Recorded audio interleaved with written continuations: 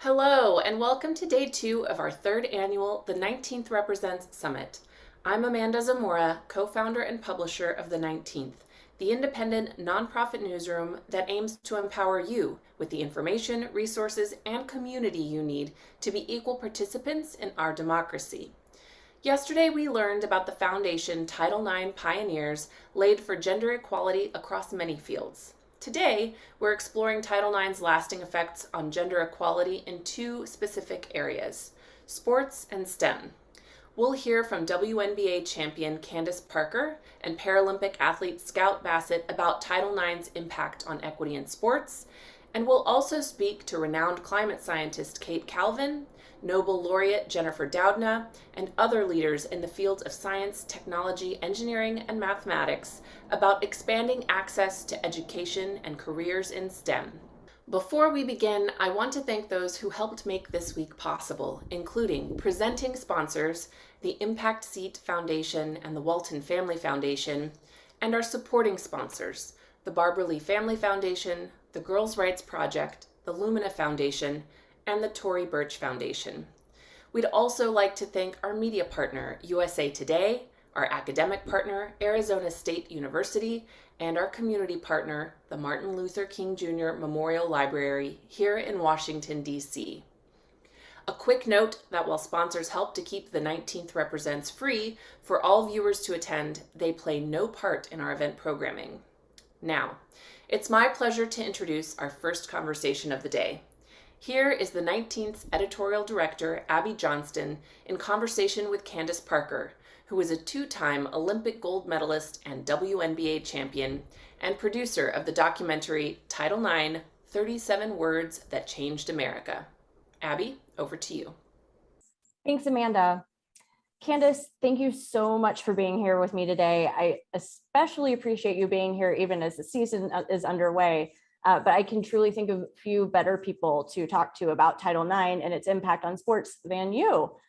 So you marked the 50th anniversary of these protections in a really big way with the documentary Title IX, 37 Words That Changed America, which you produced.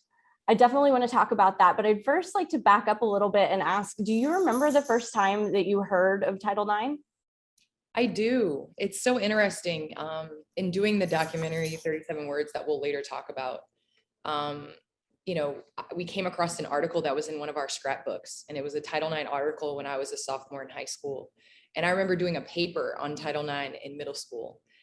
So I have always been, well-versed in this topic, as well as I attended University of Tennessee, and a lot of us basketball players there definitely minored in Title IX with Coach Summit as our head coach.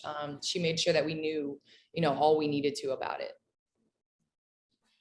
So in the documentary, you talk about how your family is a really great example of how much Title IX has changed in just one generation, or how much Title IX has had an impact. Can you tell us a little bit about that? Yes, I fall in the middle of two very different generations. And I say that in my mom, attended the University of Iowa 1972 to 1976. And her senior year in high school was the first year that Title IX was enacted. So growing up, she didn't have junior high basketball or soccer or even in high school. And then when she got to college, it was still intramural and recreational type of sports. And then now I look at my daughter and I see so many different opportunities and so many doors that have been opened as a result of the Billie Jean Kings and the Lisa Leslies and those that came before us that really fought for us to be able to play and to attend universities and to learn the life skills that sports teach you. And so I think just being able to have that unique position, I realized we have so much further to go, but we've come so far in 50 years. Yeah. And I know it must have been really special to have your mom in the documentary as well. My mom, just being a part of the documentary, she's a picture taker. So she supplied all the videos and all the pictures. And, you really had to make a concerted effort to video then, because it was like the camcorder and all of that.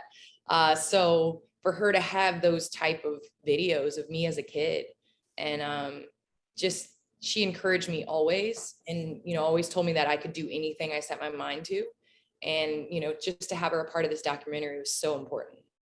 Yeah, no, it was a great voice. And I loved all the footage of you playing basketball with your brothers when you were little. And the picture of you when you were hugging the basketball, it was almost as big as you were at that point. It was just some really special and intimate stuff in 37 words. Thank you so much. There were a ton of trailblazers who appeared in the documentary. You were talking a little bit about them. The people who were driving forces behind Title IX as we know it today. And so, as a self-described history buff, what was it like to have these women who were just so seminal be a part of this project?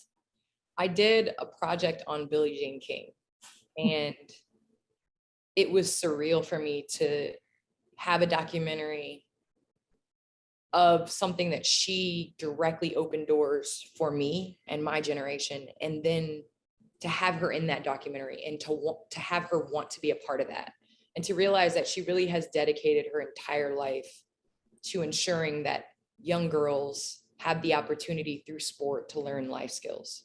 And it's surreal. I mean, she texted me the other day, and I still have to pinch myself because I'm a Billie Jean King fan, and always will be. I'm sure now there's a lot of Candace Parker fans who are looking up and able to look at these, something that you created, that you felt compelled to create, that is hopefully teaching them a lot of about the history of how we have more equity in sports now. I think it's so important for us to continue those conversations. I definitely want to empower young girls and women to continue to strive, dream, and understand that they deserve a seat at the table, whether it's swinging a bat, whether it's kicking a soccer ball, or whether it's, being at the table that decisions are made, being on the ownership, being on boards, different things like that. And, it's no secret that in the business world, Fortune 500 companies, a lot of their women leaders played team sports. And so it really is crucial in the learning as you're coming up and learning to work in a team environment and things like that, because I think it equips you for the future. Mm-hmm. Yes, absolutely. There's so much more that you can take from it, even if you don't pursue sports in a professional sense. Title IX protections obviously cleared the way for women's sports in so many ways, but as we know, with everything from pay equity to the kinds of facilities that women get, there's a long way to go in terms of reaching gender equity in sports. So what are some of the steps that you'd like to see happen to get there? I think you're in a great place with anything when you're not being reactive, you're being proactive. And I would like to see Title IX be more proactive. We always focus on college and collegiate and federally funded universities, but there's so many disparities at the grassroots level, at the elementary, at the middle school. And I think that that's when you're seeing young girls, especially dropping out of sports, is usually right around puberty. 11 to 13 is when you see the biggest drop off. Why is that? And so what are they being told up into that point? So for me, I would love to see this law be more proactive and really empower those that it's trying to protect. And usually those voices aren't heard at the elementary and the junior high level when, in the high school level, when those bars are being set, that the boys get the new uniforms just because they're boys and the girls get the hand-me-downs. And that's not fair. And that's not how it should be. Mm-hmm. Yeah. So I think, as you said, you have known about Title IX for a long time. This is something that you've researched a ton, and then you made a documentary about it. As you were kind of researching and going through this process, was there anything that you learned in the history or how it's applied even today that really surprised you? The journey of Title IX, the ups and downs. But I also think yes, there's the names, you hear the names of the people that have been just behind Title IX, but I think it's the moms. In my documentary, we were able to touch on a mom that was not okay with her daughter not having a good softball facility to play in. And it's the parents that are the driving force. It's the moms, it's the dads that recognize that their daughters don't have the same opportunities as their sons. And I am the youngest of three. I have two older brothers. And my dad coached all of us. And I think through coaching girls, like he realized, just how awesome and how crucial and how important it is for girls to continue to play in team sports. And so I think it's the little steps that I've realized that are really making the biggest difference in bringing about change. I love that part in the documentary where, your dad's talking about coaching your brothers, and then your mom actually comes on and is like, I wanted to make sure that Candace also got the experience of being coached by her father. And I just thought that it's so true, because a lot of times that doesn't even occur in a lot of those kind of situations for a dad to step in and coach his daughters and rather than sons. It's so important. And just in terms of being coached, and I was lucky because I attended a university where Coach Summit said, I'm going to coach you as a basketball player. And I think that that's so important, is sometimes we're so focused on girls and boys and how do you reach them and how do you coach them. And I think I was fortunate in my upbringing. My dad coached me. He coached me as a basketball player, and he didn't allow me to put limitations and, put limitations on myself. And, same thing at Tennessee with Coach Summit. And so I think it's so important for us to continue to empower young girls and boys, not to be professional athletes, but to learn the life skills to persevere in life, because you're going to have wins and losses in life itself. And, obviously to be a good teammate and to work in a team setting. Mm-hmm. So equity in sports, or even a lack of it, extends beyond the, players. So women are underrepresented in so many roles in professional sports, including broadcasts. You are the only woman studio broadcaster for Turner. And so what does that mean for you to break through in that role? And why do you think that has been such a barrier for women? Perception is one of those things in our society that it takes a long time for change to come. I think it takes one taking a chance, and then it's kind of one of those effects that it just has an impact on another organization or another television company. And for me, I think coming in, I wanted to talk sports, and I hope that at some point in the future we're able to really focus on the person that has the job. Because listen, if the criteria is playing in the NBA, there would be a number of broadcasters across the board that would not have a job because they didn't play in the NBA. But we listen to them because they are male.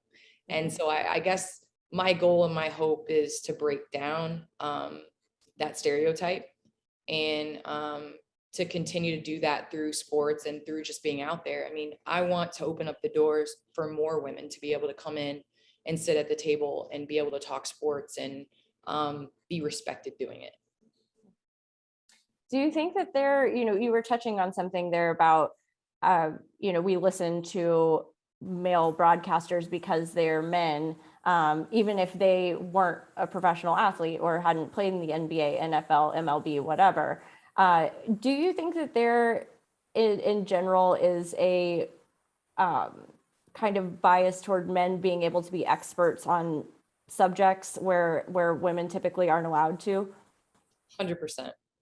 And I think that growing up, my parents told me that I have to be 10 times more prepared because I am an African-American woman. And I held on to that. But also, I think going in, I want to make this clear. I don't try to be one of the guys. And I've said this a number of times. I try to be one of the players. I'm a basketball player.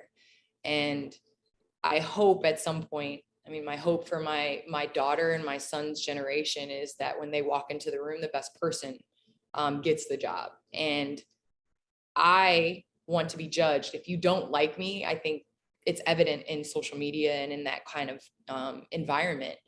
If you don't like me because of my viewpoint, but don't dislike me because I'm a woman or because I am Black. And I think that that's the major thing that we have to get past, is that if you are male, you are right. If you are a woman, you have to prove that you're right. And, I just hope that through the Robin Roberts, through, number of women that are on television broadcasting and doing an amazing job. I hope we're able to continue to open doors and to continue to change perceptions. You mentioned your daughter, and I actually wanted to ask about her. I was curious if you think by the time going back to Title IX, that she's college age, if there are going to be notable changes in Title IX, what Title IX protections could do for her that maybe weren't even afforded to you. My daughter's 13, and I hope in 5 years we're able to continue to strive to do better. I believe in pivotal moments. You know, we had a pivotal moment in 2020 as a country where we had to, you know, come together and look ourselves in the mirror and face race, right? And I think within women's sports, we had a pivotal moment in 2021 where we had to come together and look and see the inequities in our face through an Instagram post. We were able, through Sedona, who posted the women's weight room. And I think everybody in women's sports was not surprised by that. We weren't surprised. We were actually surprised that people were surprised. And I think because of that, we've had some changes being made. But just as in 2020, people's, you know, attention goes elsewhere, it's the same thing with women's sports. It's a hot topic, and then you have to fight to keep it a hot topic. And I think that that's the biggest thing now. We're making strides, but are we going to continue to make those strides? And I hope in 5 years, we're able to sit here and still, the WNBA is continuing to expand and grow, as well as women in sports and the inequities, especially with the NCAA and their treatment of facilities, their treatment of players, just across the board. And I think NIL, social media, all of those things are helping to level the playing field, because you can no longer now just say, well, women can't sell. When you look at Paige Beckers, and she has 1 million+ followers, and on overtime, she gets, you know, a certain amount of hits, and her male counterpart doesn't. So I think now social media is actually going to really, you know, put Title IX to the fire, because it's proving, you know, monetarily that women can sell, and, you know, women's sports sells. Mm-hmm. Yeah, I mean, because that is the classic argument, right? Is that, well, you know, it's not that we don't care about women's sports, it's that we're investing in ways that things that are already profitable. And so it's interesting to hear your take on that with social media, because that's like taking it out of kind of TV metrics and putting it sort of directly in the hands of people, right? It's putting it directly in the hands of people, but it's also in brands proving, you know, numbers and showing you statistics. I mean, we live in an analytical world where it's analytics. Well, here they are. And now we're able to track how much is sold. Now we're able to track that women do sell shoes, because guess what? Women usually are the people that are buying within the household. There is a market. Is it a different market for men's sports? Yes, but there is a market where women's sports and women's shoes can sell. And, you know, it's being proven now through social media, through followers, and, you know, through brands being able to get those statistics. So you've just started your 15th WNBA season, but so congratulations first off. Obviously a huge force on the court, but so it's one of your first seasons, or your first season playing after coming out, and I'd love to hear you talk a little bit about how the WNBA has shown up for its queer players. Well, first, I think it's so important to recognize that in the WNBA, we are the majority of the minority in this country. And I say that in the sense of we are a league of women. We are predominantly African-American. We come from different socioeconomic backgrounds, different communities. And I think with that being said, we feel a need to represent those communities through our voices. We feel like we want to be those voices for those that feel like they're not heard. And with that being said, I think there's a number of things across the board that the WNBA does a phenomenal job to bring attention to raise up, to empower. And it's because we represent that. And, you know, I think everybody wants to feel supported. and it's so important that we continue to support individuals that may not do things that, are the status quo or, have a different point of view. And I think the WNBA has done a great job of that. The WNBA, I think in so many ways has led, put a blueprint out for athletes in other leagues. The NBA, I think, is really the most influenced in terms of activism and using voices and seeing people as people and not just as a basketball player, right? Somebody who has an opinion, who wants to put their voice to something. And it's just very striking to me, because I think that it's a lot of that, the activism that we've seen from players has originated from the WNBA. It's originated, and I think it's been authentic within it, regardless. Obviously we understand the attention that the NBA gets, and that is great, especially for causes that we support and causes that we kind of connect with them with. But the WNBA has always kind of had their feet on the ground and have fought. And so I think just the authenticity of the moment really showed, and I think people gravitated towards that. And anytime you're able to, have the mic and have the moment, use it to uplift others. And that's what the WNBA is about. And I hope that's what we continue to be about. Absolutely. Well, ahead of this season, you said that this could also be your last season. Now that we've got things underway, I'd just love to get an update on that status. I'm one of those people that I'm not probably going to have a tour. I'm not the one that's going to announce, ahead of the season. For me, I always said I'm going to wake up and know. And in the off season, my family and I, for the last 4 or 5 years, have made that decision together collectively, whether it's for the best for all of us, for me to play. And so, obviously I know there's a lot more basketball behind me than in front of me. I can tell you that for sure. But in terms of this being my last year, I don't know. We'll see. We'll see how the off season goes. And, I think that that's a question. I mean, maybe I'll play, 5 more years. Maybe I'll play 1. Who knows? Well, Candace, thank you so much for being here with me today. Again, in the middle of the season with a newborn at home, but we really appreciate the time, and thank you so much. Thank you so much for having me. Thank you, Abby and Candace, for a fantastic keynote to kick off the day. As we get further into today's conversations, we hope you'll help us spread the word by sharing what you're learning with the hashtag 19threpresents. Up next, we're talking about college sports, where investment in women and underrepresented athletes has an outsized impact on their ability to find success beyond the sports world. We're talking with former college athletes about this and ongoing gender disparities in sports.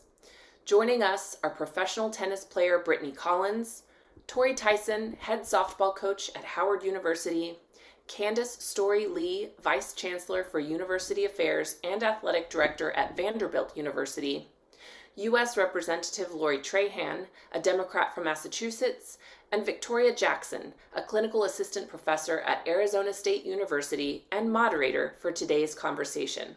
Victoria? Thank you, Amanda. It is an honor and a privilege to moderate this esteemed panel for this amazing Title IX Summit organized by the 19th. When Richard Nixon signed Title IX on June 23rd, 1972, the vast majority of Americans, even those who worked in higher education and even college sports, hadn't realized that not only would this law revolutionize women's access to higher education, it would revolutionize women's opportunities to participate in college sports too. In 1972, women were playing college sports. We need to keep that in mind. And they were excelling and they were achieving, but they were doing so with barely any support.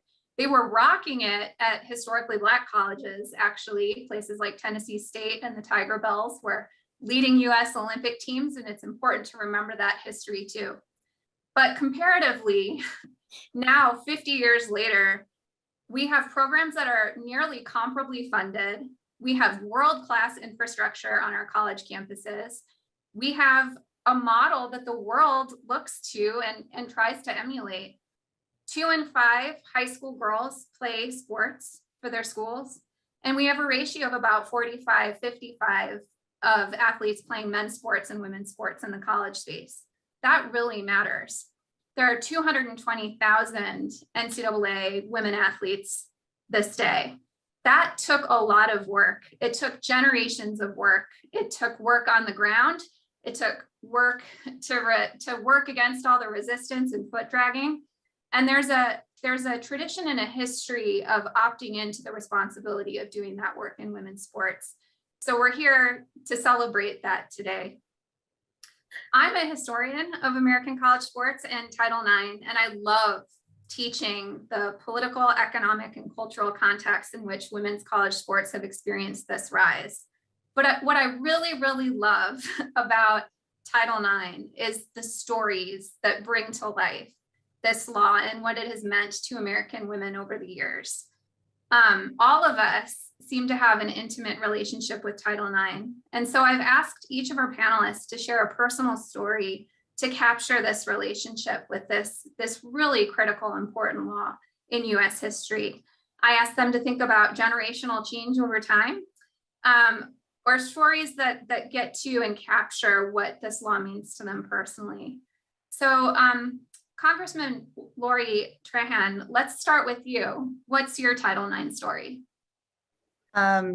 Well, I guess my story starts with my grandparents, coming to the United States. My grandmother from Brazil, my grandfather from Portugal, and they came just like so many other immigrants did, right? They wanted to create a better life for their family, and so I was born with the dream of going to college, right? That was sort of the epitome of building a better future. But, my parents didn't have the money to go to college. My father was a union iron worker, and my mom, juggled multiple part-time minimum wage jobs while juggling my 3 sisters and me. And so when college would come up, there was a lot of anxiety in our household around the conversation. And I ended up being a first-generation college graduate because of my volleyball scholarship. I knew I wanted to go to Georgetown at an early age. And if I hadn't blessed with the growth spurt and with a little bit of talent to play, I don't know if college would have been in the cards for me. And so that law transformed my life. It changed the trajectory of my life. And I recognize that I probably wouldn't have been where I am today if it weren't for Title IX. Dr. Candace Story-Lee, let's hear your Title IX story, please.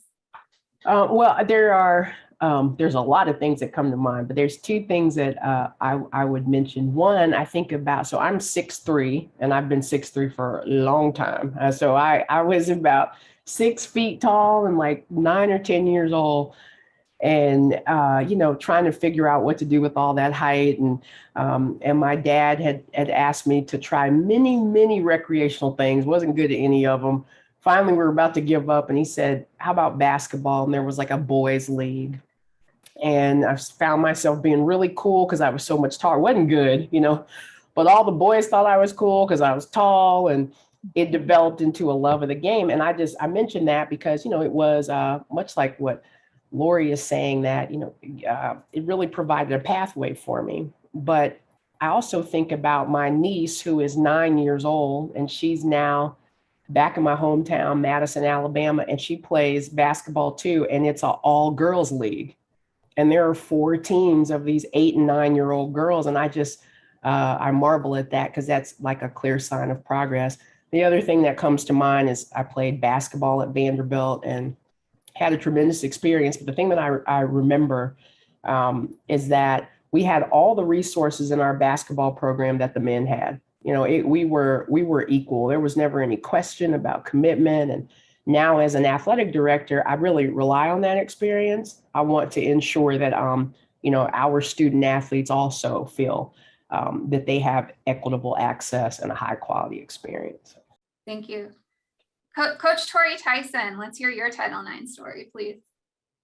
When I think of Title IX, I remember being at the University of Nebraska and we made it to a regional. And I mean, everybody, I believe, was watching the World Series run right now for college softball on TV. That in itself is just unreal.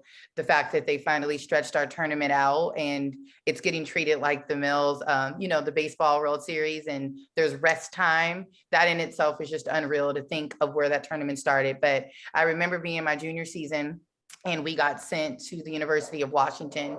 And I was so lucky to get coached by 3 women who fought Title IX all the time.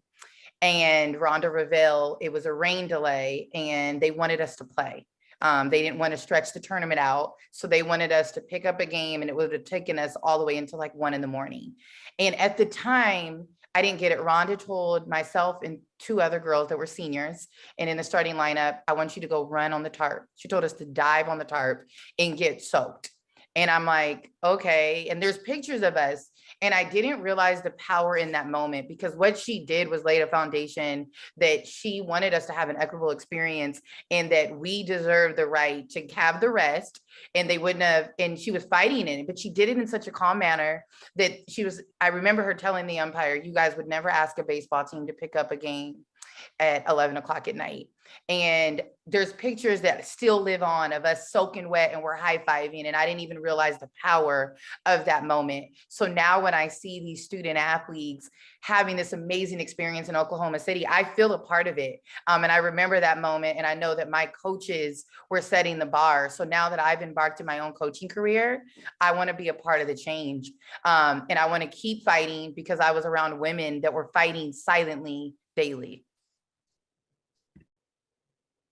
My goodness, I love the physicality of that story, the like running out on the tarp. We talk about finding our power in sport, and we know what that means, but that is such an illustrative story of what it means to find your power and fighting the power to make sure you get equitable treatment. Gosh, I love that story so much. It's reminiscent of the rowing team at Yale that walked into their athletic director's office in the 70s with Title IX written on their stomachs because they were protesting that they didn't have locker room space after they practiced when the men did. And it's those acts that are physical acts, putting it in the face of people that really get the point across. And professional athlete Brittany Collins, we're using titles with everyone. And when you go pro in school, you become a doctor. And when you go pro in sport, there isn't any title for that, but there should be. So I'm going to call you pro athlete Brittany Collins. Can we hear your Title IX story, please? Yeah, thank you. For sure. These are all incredible stories. And just by hearing them are like triggering a bunch of different things in my head, which is so cool because I think at the same time, it's kind of a small world. And it was really interesting for me how I kind of got introduced to Title IX because I knew of it kind of going into school. Like I knew just like, okay, there's a certain amount of scholarships for girls because of guys, but I'm going to be honest, like I wasn't really educated on it because it wasn't something I was talking about in high school. But when I transferred and showed up to UMass, it was completely different because my coach was a Title IX pioneer. I believe she was the first woman to sue and win a case for Title IX against Yale. I don't remember the decade it was in, but it was a little bit ago. And immediately the first thing we did before we practiced, before we got uniforms, before we did anything, we had a team meeting and we talked about Title IX and how our coach Judy kind of played a role in, what our team should embody and resemble as women and what we're entitled to men. And so one of the craziest stories, speaking of Yale, she told us was that she was the coach and they had one practice court and the men had 3, and the men were coming over into the women's practice court to kick them off, even though they had already had like double the time. And the men's coach told the guys team to serve at my coach's back, which is, if you know how hard men hit the ball, that is so dangerous and so scary. And so this is kind of the stories that we were kind of told, because generationally, if she's going to stand up and leave her mark, then as a team, we wanted to do the same thing. So it was always in our team's mind that Title IX is so important and people have fought for this. So we need to do the same thing.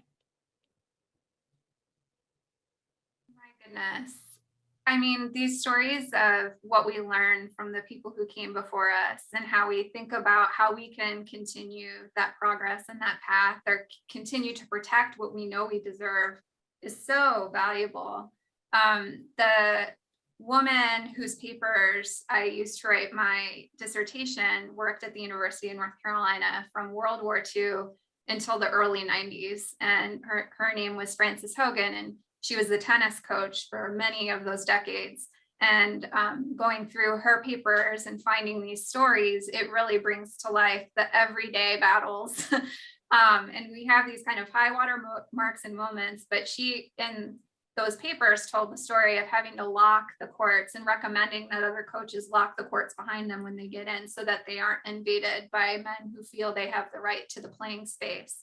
And, you know, that's why the folks who put these laws into practice, the workers in the Department of Health, Education, and Welfare who like sat down and wrote out the regulations, let's put law into practice and show what this looks like on the ground, why their work was so valuable and crucial to what this meant in a collegiate athletic space. Thank you, all of you, for sharing these stories. Man, this is going to make me excited for the rest of the month of June and onward from there.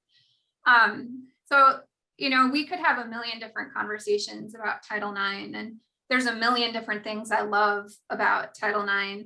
But the thing I love the most is that the law serves as a reminder that college sports are educational programs and activities.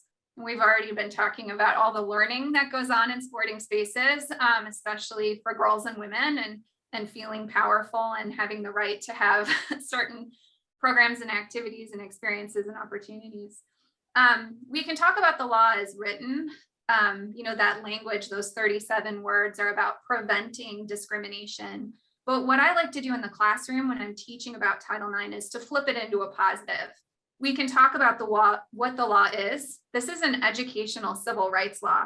And we can talk about what the law means. In the context of sports, schools must provide the equal opportunity to play school sports. So it's a project. It's conveying the idea that this is a project that we need to keep working to create and expand and protect opportunities, and that they're educational opportunities. That's what makes this law so wonderful in the context of the world, that we define school sports as educational and the right to play school sports as a civil right. It's massively important. So what I want to ask all of you is, what do students learn about themselves and each other when they play sports, actually playing sports themselves? And why might these educational opportunities be especially important for young girls and women? What have you learned about yourself and your teammates, and what lessons have you carried forward? And Coach Tyson, let's start with you, since you're the one really working on a daily basis with these young people. I think when I think of myself, I'm a single mom in sports, which is like unheard of. And I'm so grateful that I played sports, because I genuinely find myself on my most like the struggle days, so grateful that at one point in my life, I had to manage being a student and an athlete, and trying to thrive and be both. I am grateful that I was able to find my voice as I fight battles every day, especially at an HBCU level, to make it equitable for my athletes. I'm so grateful for sport that I went and had the opportunity to go to a Midwest state. I was a California girl, and I had to figure out how to find my voice and make myself seen and heard in a lot of rooms that I wouldn't have been in if it wasn't for sport. And I'm so grateful for that. And when I think of the student athletes that I have the ability to motivate, I think of how they come from so many different backgrounds. And for me, I don't think that sport is where you should find your identity, because you can't find identity in results. But I do think you can find identity in like joining this tribe of women and coming out the best version of yourself because of your experiences with them. And it's something that I now get to implement. And I understand that like, it is my job and my duty, because I had a woman that helped shape me. It is my job to help shape them so that they're prepared to stand tall in every room that they walk in. And I truly believe sports it gives us a platform to do that. And I'm grateful that women get to be in charge to help train the next generation of women. And we have a right and a duty to do that. And so I'm super grateful. Again, it gives us voice. It gives us a sense of purpose and all things you kind of need as a parent, as a boss, as a CEO. It just gives us lessons that carry with us everywhere. And these experiences, my 9-year-old went with us to our regional at Florida State, and to see the growth of our sport, they were treating us like first-class citizens. And so she thinks like, well, I'm going to go to the WNBA now. Like, I'm going to be a professional athlete because you guys got treated like a professional athlete. And we were chartering. She got to be on the jet with us. And again, that would not have happened years ago. So our growth, Howard University softball team was on a private jet back to DC, and to see that and my daughter get to witness it, it's impacting the future, and I'm super grateful sport has done that. My daughter feels like there is no ceiling, and that is an amazing feeling. What's your daughter's name? Skylar Hope. Okay, Skylar Hope. Okay, that's amazing. Thank you so much for sharing. Of course. Dr. Lee, I am so impressed by the culture at Vanderbilt Athletics. And you were talking about the lessons that athletes learn directly from playing their sports, but I feel like your athletic department has really set a model for kind of weaving in education, off the field education and on the field education, and that we're not treating those things as binaries, that this learning takes place kind of cohesively. Can you talk a little bit about the culture at your athletic department and the amazing things related to thinking of Title IX as an educational civil rights law? Well, I really appreciate what you said. I'm glad that that's a perception. That's certainly what we're trying to do. And, I would say that I agree wholeheartedly with what Coach Tyson said, and thinking about, as a student athlete, we're trying to focus on providing the most a holistic student athlete experience to our young people, and knowing that, I like how you said that, the sport, like wherever they play their sport, it is an extension of the full experience, and it's an extension of the classroom. I think about our coaches as educators. So, some of them have academic credentials, but it's like, even if they're not academicians, they are truly educators. And I think that sports just provides, I think about as a leader, I think about being a good teammate, and I learned that from playing sports. You have to be able to work alongside and be a good follower in order to be a good leader, and sports will do that for you. I think about the humility of, when you're an elite athlete like Brittany, like, you think all you have to do is prepare, you're going to win, right? You're physically prepared, you're mentally tough, you are supposed to win. And sometimes you can do everything perfectly and you still don't win. Yep. And it can be so humbling. Defeat can be humbling, but the great thing about sport is that you get to come back. You get another opportunity. Our coach used to say all the time, like, basically, just because you make a bad play, don't now turn the ball over 3 times, but you got to forget it. You got to forget it, and you got to turn around and be whatever your team needs you to be. And there's so much power in sports, so what we try to do at Vanderbilt, and I know people are doing all over the country, is trying to leverage those lessons so that these student athletes, including our young women, feel empowered to take that and apply that so they can reach their potential in whatever space they're in. So, I consider that the most important part of my job. Congresswoman Trahan, can we hear about your pathway to where you are today and the role that sport maybe has played in that, with Dr. Lee talking about lessons of winning and also losing, and how hard it can be to make yourself kind of opt into doing something so vulnerable as running for office. I imagine sports played a role in that. Oh, well, it certainly came in handy. And look, I loved listening to Coach Tyson and Dr. Lee, because it is markedly different today than it was when we were playing sports. I think about what my daughters are seeing as opposed to what I saw, and that so much matters, right? I don't think my daughters are ever going to see or not see a woman running for president, right? I don't think she's ever not going to see, women's sports on TV. And we've got a lot more work to do, and we could talk about that later, but the optics matter. And I can't even emphasize enough how crucial playing sports was to just the latest thing I did, which was running for Congress. You do have to understand defeat, what to do when you lose, right? How you reflect on how you get better. The discipline of sticking with something, of practicing, learn by doing, right? I mean, all of those skills that I didn't even have an appreciation for while I was doing it as a young woman. I just did it because I wanted to win. I wanted to get a scholarship. I wanted to keep playing. I loved my team. I didn't want to let them down. And then lo and behold, I'm in the private sector, leading a sales team, and everything that I'm doing there is about, is like, drawing on the skills and the practice and of playing sports, and then winning a campaign to Congress. Those require much different skills than actually being a legislator, but they both kind of tapped into everything I learned about sports. One, how to win and get better as I go, and to do things that are uncomfortable, and to be coachable, but then also to work as a team, right? I mean, you can't, I think Dr. Lee said it best, you can't make, you can't hold on to setbacks. You have to figure out a way to get back in the game and to make the next play. And, I work with Republicans a lot because I don't feel the setbacks as deeply or as emotionally as I would if maybe I didn't play sports. And so I think everything that I've done and everything that I do just in my daily life, I could trace back to something I've done on the court.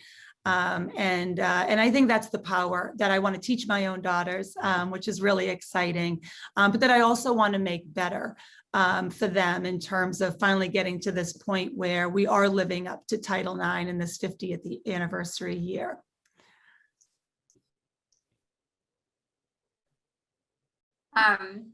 Professional athlete Brittany Collins, I think there's such a good opportunity to talk about something more specific with your career, and that is kind of what the transition from playing college sports to professional sports both reveals about the structures we have in place in the American collegiate system, which, in tennis is so very international too. I was reading an amazing piece you wrote recently for Global Sport Matters about just how challenging that transition is, but also the kind of international makeup of your team when you were a collegian.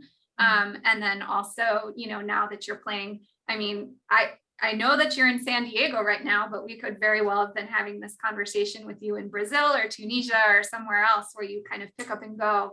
And I think your experiences give an opportunity to reflect on the excellent structures we do really have in place in American college sports, but also how those structures kind of disappear and athletes aren't necessarily prepared for them. And then what you can do, resiliency is a word that I think kind of masks a lot of different skills, but the skills that you learned as a college athlete, you're now able to adapt and navigate what is a very challenging place because of those college experiences. I don't mean to speak for you, but I sense that that's a lot of what's going on here. So can you share a little bit about that with us?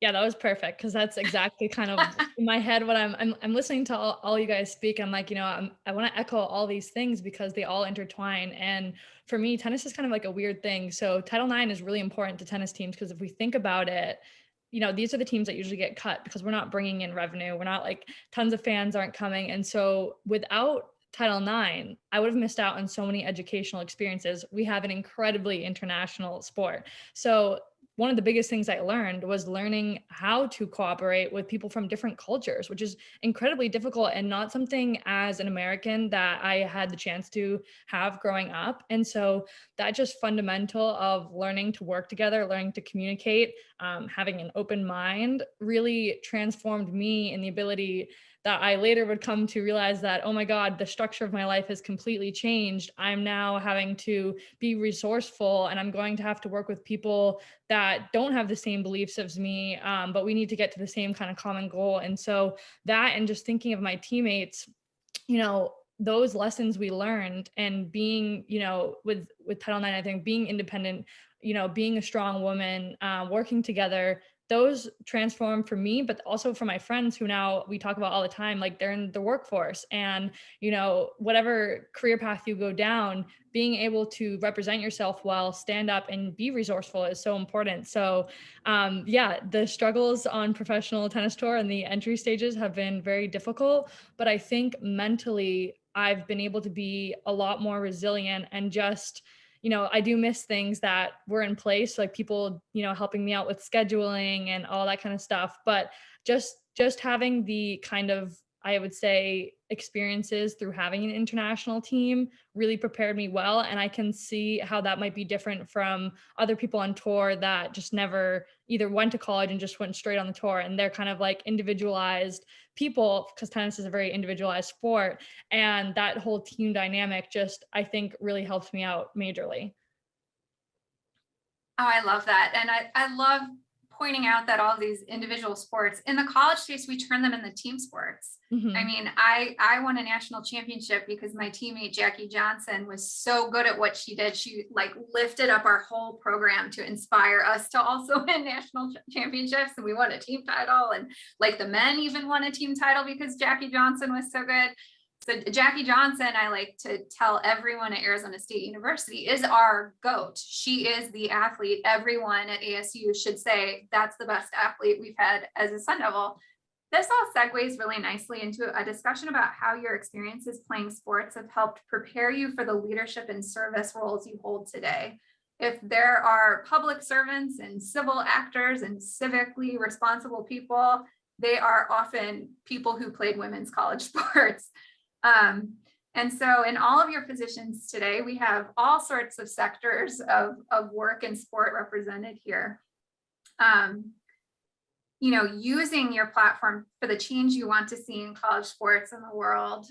Something I always am sure to discuss when I meet with college athletes is that we all hold the opportunity to say yes and opt in to doing the work to make our sports and society better, to ensure that we eventually leave our sports or organizations in a better place than what they had been when we had arrived, and to protect the progress that had been made by our predecessors. Coach Tyson, the story you told about, the lessons you learned from your coach and you're now implementing really get to that. It's this like taking of the baton, acknowledging and opting into the responsibility of doing this work. And this mission then, of course, transcends college sports and transcends sports. We see women who've played college sports going on to make change in all sorts of ways in the world. In the sporting space, this historic collective bargaining agreement we saw with US soccer and the US women's national team and the US men's national team really provides a model for inspiration and aspiration globally.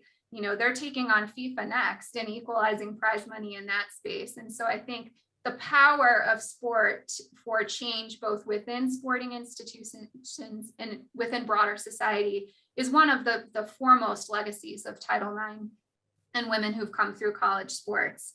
You four really showcase this. And before we're not wrapping yet, but I want to stop for a second and thank you. This work is a lot, and I'm so appreciative of the work that you do in your respective roles. So thank you for embracing doing this work and taking on and saying yes to these leadership responsibilities in your latest roles. So I'm interested to hear about projects you're most excited about that you're working on today, and how have your sporting experiences set you up to do this work. And Congresswoman Trahan, if we could start with you both. I know you're involved in college sports advocacy and reform there, but in the sporting space and beyond too, please. Yeah, so I loved what you said at the beginning. I think it's interesting that time and time again, women athletes have been, underfunded, undersupported, sometimes even left to fend for themselves, yet we've succeeded in spite of that. And I think the women on this panel are proof of that. And I think that's the approach I've always carried with me since my playing days. It fueled me when I worked as a public servant just after college, working my way up to chief of staff to a congressman. It informed my decision-making as the only female executive at a tech company. It's the reason I helped co-found and run a consulting firm that worked with some of the largest companies around the world to elevate women into leadership positions in the workplace. And it truly is the foundation on which I've built my approach to legislating. So much of what I work on is built around ways to create better outcomes for women to succeed, because, you know, I truly believe that when women have a voice at the decision-making table, one, we make better decisions and we achieve just better outcomes, right? And that's why I've been focusing on getting working moms who had to leave their jobs during the pandemic back into the workforce, all the way to working with Senator Murphy on legislation pertaining to college rights, right? Impacts on women athletes are always my first thought. And together we introduced 2 bills along those lines. The first is the College Athlete Economic Freedom Act, which creates a national standard to ensure that athletes can benefit from their name, image, and likeness. The second bill is the College Right to Organize Act, which would allow athletes to join together to advocate for things like training facilities and health services. And of course, you know, advocating for any sort of positive change in today's political climate has its challenges, but that's where being an athlete has prepared me to put in the work to get it done. So it really is about making sure that we make it better for the future generations. And I think there is a really cool conversation right now that is happening that wasn't happening when I was playing. And I think that's going to bode well for women, because women's sports are the growth of sports, right? I mean, we see it today. We see the surge in attendance and following. I know my kids are super jazzed by what they see. And so when you think of how that's going to, you know, sort of maintain the growth and the interest in college sports, I think women are where it's at. And so we want to make sure that the conditions are set for women to thrive, which is why we've spent some time with some pretty exciting legislative proposals in that regard. Brittany, I know you have to literally run off to a tennis tournament. So I want to pivot to you really quickly before you hop off to do that. You, I know, have been engaged in much of the advocacy that Congresswoman Trahan was just talking about. And so you're now using your platform and your voice and learning from your experiences to advocate for the change you'd like to see in the collegiate space. Can you talk about those efforts and maybe what had happened to you to stimulate that? Yeah, I will. Yeah, sorry that I have to run soon. I'm actually enjoying this conversation so much. This is, I always say, like, as educational as this may be for anybody else, it's actually most educational for myself, just from hearing from other people. So I really appreciate that. And yeah, just by a weird accident, to sum it up, I ended up losing my career and my teammates. We had a A10 championship title in 2017. All of that is gone now because of amateurism. I say amateurism with quotes, rules that the NCAA kind of came down on us because somebody made a clerical error for $252. And it ended up kind of sparking this kind of actually oddly national and sometimes international rage, because there were so many issues with it, from the fact that you don't see men's teams, you know, doing a lot worse things, getting in trouble, and just by the fact that athletes were getting punished for something that they had nothing to do with. And so I just was like so dumbfounded by the fact that my career was gone for something I had nothing to do with 3 years after graduating school, and an event that was so important to myself and teammates, that I wrote this petition and it kind of circulated around. And I didn't even know there was like a college athletes advocacy world. And that really inspired me to jump into the conversation and get as involved as I possibly could, because during my time at college, I experienced a lot of different things that were very difficult for me and for my teammates, and I just recognized was not right, and that college athletes shouldn't have to endure these kinds of things. And so when I learned that there was a space that I could get involved in and speak up to any degree that anybody would listen, I wanted to do that, because I wanted to show other athletes that they can also do that. And that is the upside to social media and social media platforms. And so I have my eggs in a lot of different baskets. You know, I've been working with Senator Murphy, Senator Booker, Congresswoman Trahan, like on all these important issues from, you know, I think for me, the most important things are physical and mental health for athletes, but they're all interrelated. So I also tried really hard to work on the Massachusetts NIL bill, just to make sure that, you know, if we can provide some economic safety, then that will trickle into to later on, like physical,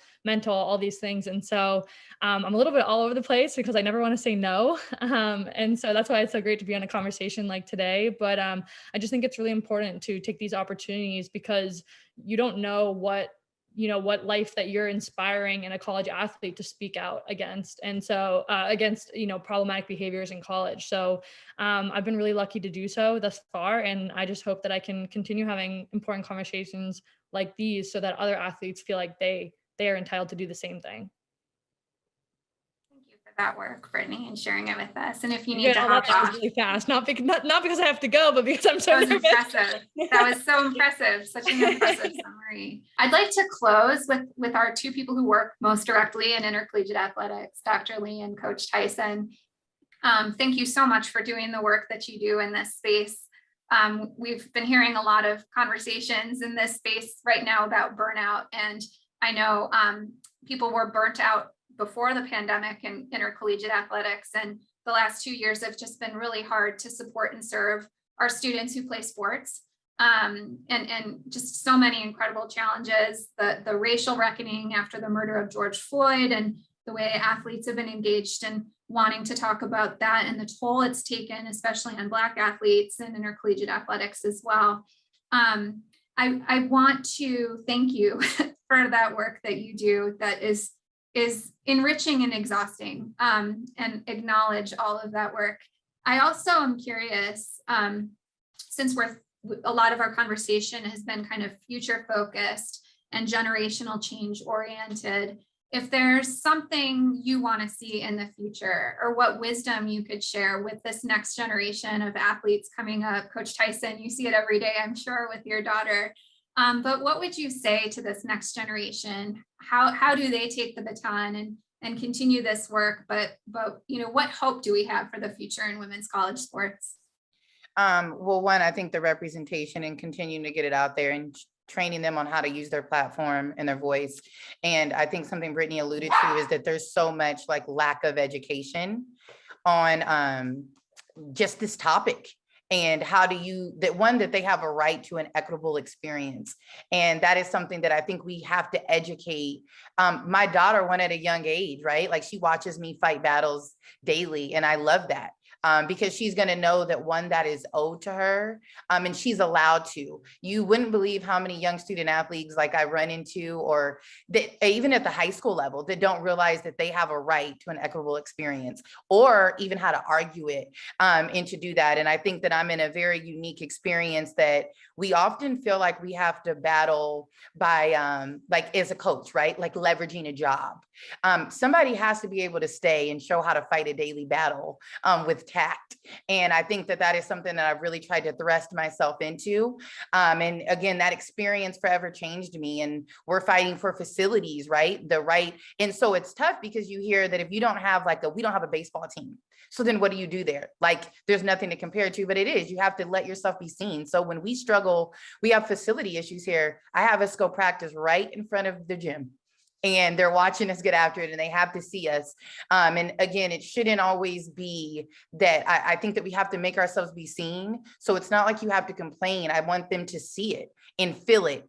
We shouldn't always have to go and cause a rage on a social media for that to happen. And so I want them to know, let yourself be seen and you are allowed to fight for an equitable experience. And I think this next generation, Skylar's age group, they're going to know. I'm excited for them. And I think that we just have to empower that. I have to let it be okay for her to use her voice, to let it be okay for her to see me using mine and my athletes. I have her sit in on my conversations when we do have these. There are certain things that come up and I let my team know we're going to do this and we're going to handle it this way for this next generation. So I think it's just empowering, encouraging, but most importantly, educating them that they have the right to these experiences and how to go about it. So I think Brittany's story is so cool because so many athletes and just young women in sports in general have no idea how to go about this or that they have the right to go about certain things. So I'm super excited to continue just to be an educator and do my part in that. Thank you, Coach Tyson. That's inspiring. Dr. Lee, with the last minute we have left, and I'm sorry for the hard stop. Okay. Can you tell us your thoughts for the future? I just want to 60 say, seconds.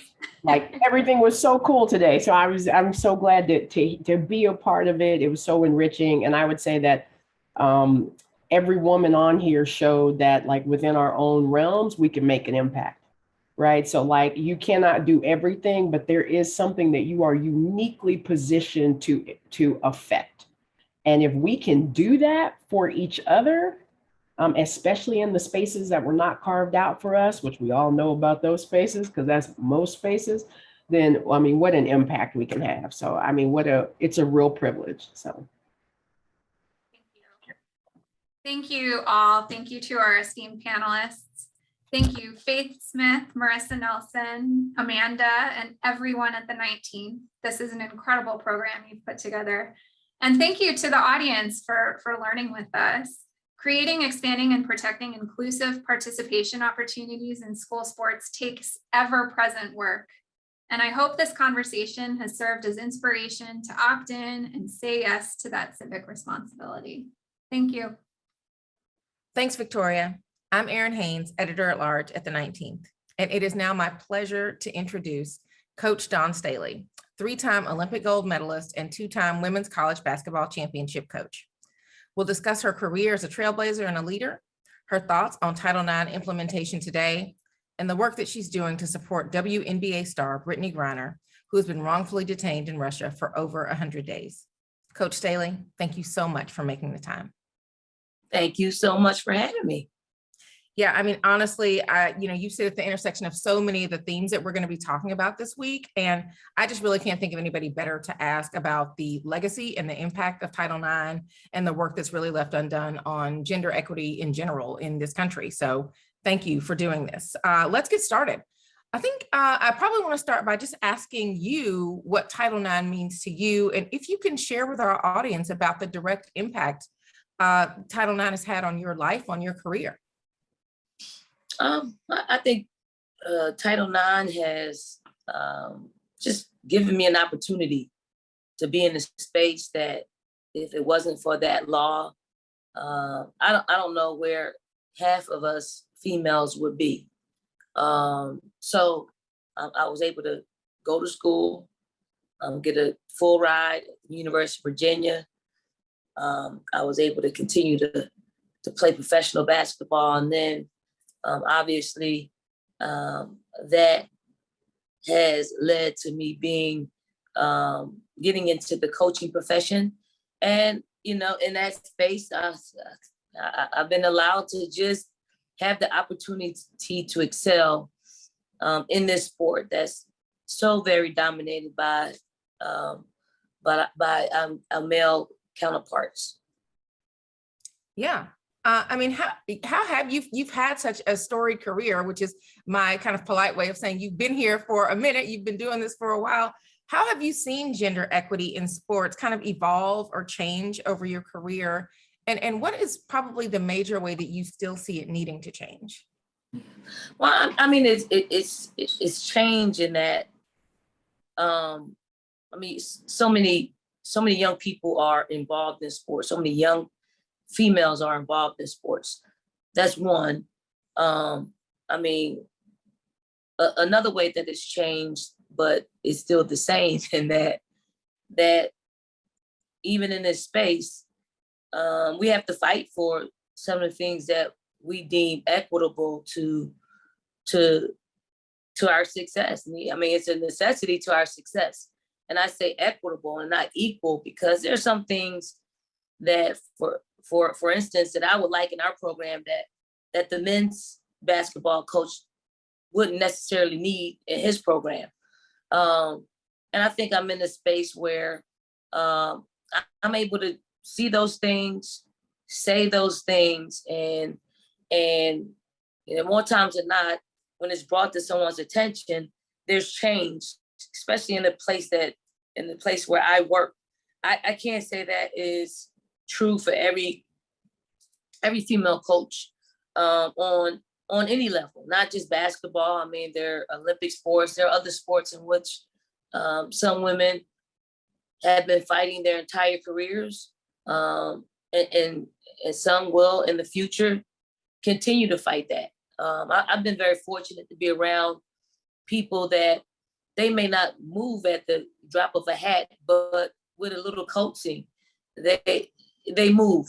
And I'm happy that I'm a part of that movement. And because I'm a part of that movement, I want to lend a voice to what's happening where I live, where I work, in hopes that someone can utilize the same strategy. Yeah, I'm really curious about that. I mean, because here you are, a two-time winning, women's college basketball coach, and you're still fighting for equitable resources. I mean, talk about an example of that. Where you are, where you had to speak up for something specific that you needed for your program that maybe wouldn't be something that the men's program would necessarily think about, or maybe they didn't need themselves. Well, I mean, I could probably just point, and I don't want to selfishly look at this, but this is probably the biggest example I have of explaining this part of it. At the University of South Carolina, my 14-year career there, we've had sustained success over the past 10 years. And my male counterpart did not have that same type of sustained success. And he was pretty successful throughout his stint at South Carolina. But if you looked at where he started, his salary started to where his salary ended up being, and then you look where my salary started and where my salary was up until last fall, he got more of a raise than I did. And our success versus their success is not comparable. So yeah. I chose to utilize that instance to raise the awareness of equal pay. Now, my deal overall is equal, but the year to year wasn't equal. But the most important thing to me was just making sure that my overall salary contract negotiations ended up being the equitable to what the men's coach was getting.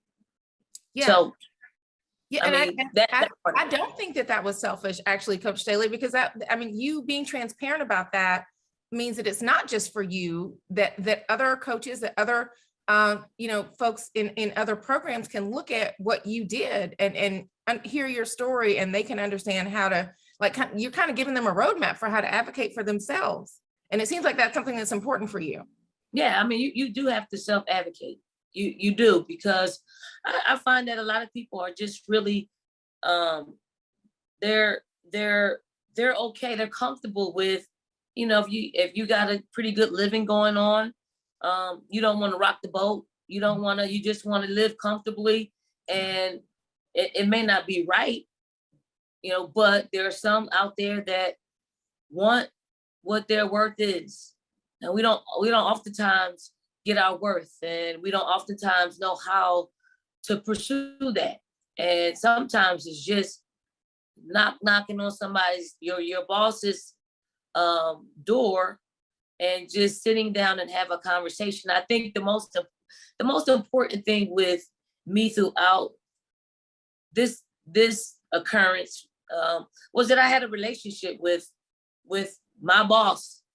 And that's important. When you have a relationship with somebody, you make it very difficult for them to tell you no. You do. Yeah. If you have no interaction with your boss, and the first time you go in and talk to her or him, it's the time that you're asking for a raise. Yeah. More times than not, you're not going to get it. But if you've had that, and you walk in, you say, I got a serious conversation. I want to have a serious conversation with you.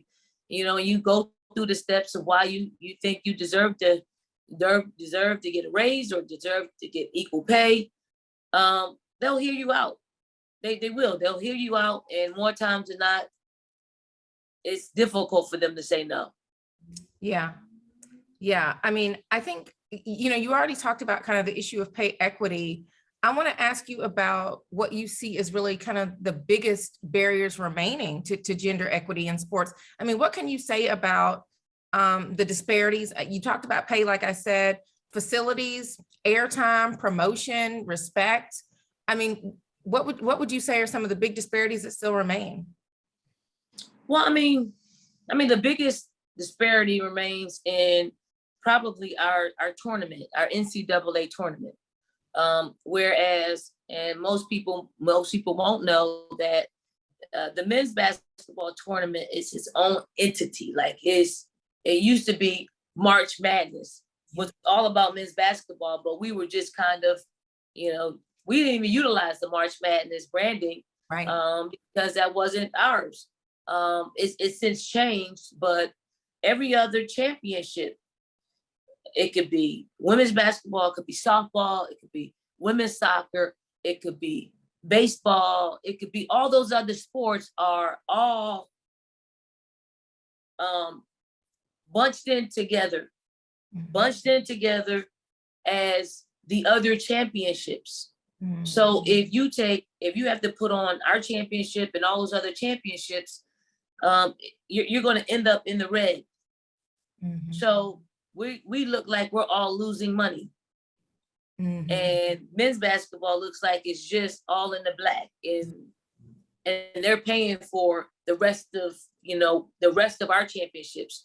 Well, if you can treat women's basketball just as a sport, as its own entity, like men's basketball, then I think you'll find that we can be revenue producing. Mm-hmm. We're not revenue producing because we're in with all the other championships that it takes a whole lot of money to put those championships on. So when we're able to be treated like a sport of its own and see how much money we can drum up or lose, because we could lose money, I doubt it, but I think we can be a high performing, high revenue producing sport that you can certainly get the return on that 10 times over. Yeah. And to your point, it's not about the lack of talent, it's about the lack of investment and the commitment to elevating you all to the same degree that men's sports are elevated, right? Yeah, I mean, it's about the total investment. If you invest in women's sports, if you invest in women, I do think you bring a different perspective. We think differently. It doesn't mean we think we think about things that don't produce and make things better. We just think differently, and it's okay to think differently. Like I think Black people think differently. Yeah. So that's why I think you should have women. I think you should have Black people a part of the decision-making process in wherever there is an issue, wherever there's a company, whether you should have all those perspectives in the room. And you may not go with that perspective, but you certainly can help you build up your decision. It just reinforces that what you're thinking about is good or not. So if you don't have that perspective, you're just thinking singularly. And when it's just a singularly thinking group, you may not be thinking about other things that may come up that can derail that. So I mean, diversity is truly important. I think hopefully we're figuring that out in 2022. Yeah, absolutely. Well, I mean, you talk about what these higher education institutions can do to really make Title IX more real. Is there something in terms of policy that you think the government still needs to do? And really, what can the rest of us do to really invest in the way that we're talking about in gender equality in this country? Well, I mean, I think with anything, you have to make it a priority. When someone makes it a priority, things get done.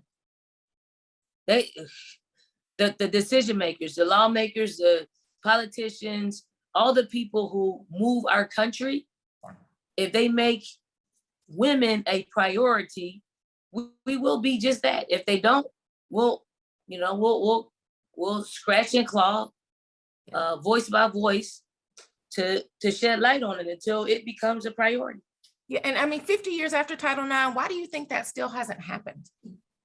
I mean, we're half the population. We're more than half the people who vote in this country. It's comfort, you know? I mean, people are comfortable with the way they do things. They may not necessarily be right, but I mean, think about this. If, you know, I could live comfortably, just doing what I do every day. Like, go about my business, run our women's basketball team, you know, win basketball games, win championships, and just, okay, I'm good. No, because it's not about that. It's about advancing our sport. It's about advancing women. It's about lending a voice to things that will bring about change in our sport. And if you bring about change in a sport, there's a high possibility that there'll be change in corporations and Fortune 500 companies when it comes to diversity, when it comes to Black women, when it comes to women in general. So that's what we have to do. That's what we have to continue to do, is use our voices as a tool of power. Yeah. And I mean, speaking of that, I mean, you're doing just that. You are making the release of Brittany Griner from Russian detention a priority in your life, something that you don't have to do, but something, well, maybe you do feel like you have to do it. I want to talk to you about that because you've been such an unrelenting champion for her. You're making videos every single day. I mean, talk about why this is so important for you. Talk about why more Americans should care, and talk about maybe why you think more people aren't paying attention to this. I mean, Brittany, I consider a dear friend, someone that I coached, I've known over the past 10 years, and she's a wife, she's a daughter, you know, she's a legend, she's an Olympian, she represented this country, she's a WNBA player, she is highly recognizable, and I feel bad that she has to spend a third of a year of her life and counting in a Russian prison that our country has deemed her being wrongfully detained. When someone's in the wrong, when they're in the wrong, if they're detaining one of us wrongly, then we need to do something about it. Obviously, our government has said just that. And I don't think they're just sitting on their hands on this. I do think these things take time. But I'm hoping somebody's really thinking about Brittany every day and what she has to endure in a Russian prison. You know, she's 6'8". You know, they probably don't make beds that she can comfortably fit in. There's probably a language barrier. There's probably a food barrier. If I know her, you know, Brittany likes the good honey bun. You know what I'm saying? Like, probably no honey buns. Right. None. Yeah. So, you know, but aside from that, she's one of us. Whether you like what she believes in or how she lives, she is one of us. And we need to take care of one of us. I know I looked at Trevor Reed's interview. Like, you know, Trevor Reed doesn't want to leave. It's a Marine essential. You don't leave one man behind. We're leaving her behind. And there are other people that are locked up in, you know, abroad. I don't really know them, but let's pull them all out. Let's all feel good about bringing those that are being detained or arrested in any country wrongfully. Let's bring them home. Let's all hands on deck and act as if this is someone that we've lived with every single day of our lives. And once we're able to equate that with Brittany, then when we put enough pressure on people to move a little bit quicker. Yeah. Yeah. I mean, I have to ask you, because you kind of alluded to this. I mean, is Brittany's identity, is that a reason for why she is still being detained, do you think? Is it part of the reason that more people aren't paying attention? I mean, she's obviously a star athlete in her own right, but she's not, you know, one of these men's basketball stars. Well, I mean, I don't know what it is. I think for me, it's an American. She's an American citizen that's, again, has been deemed wrongfully detained. It could be just a regular American over there. If I knew them, I would be advocating for them, because I wouldn't want anybody to have to endure what she's been enduring for the past 113 days. Yeah.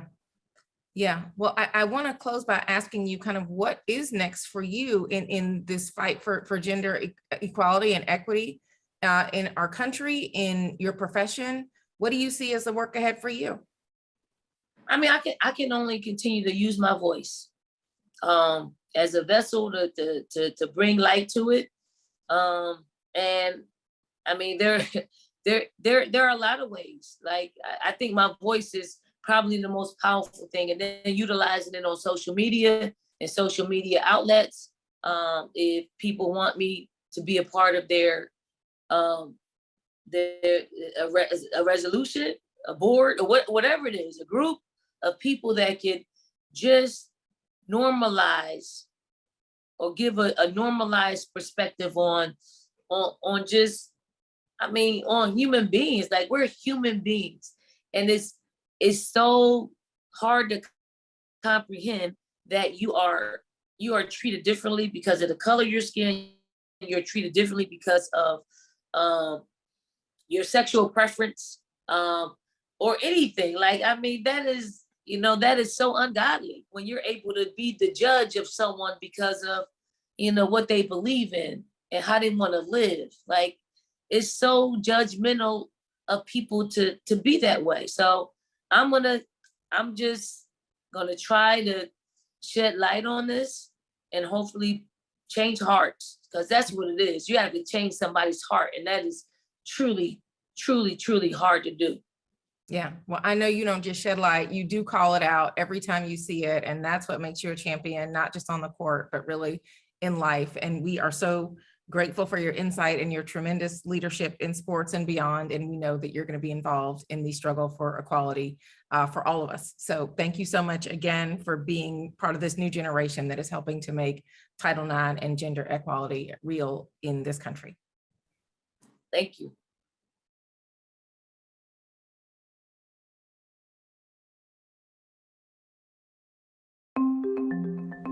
I just always knew that I was capable of pursuing sports because I saw women doing it.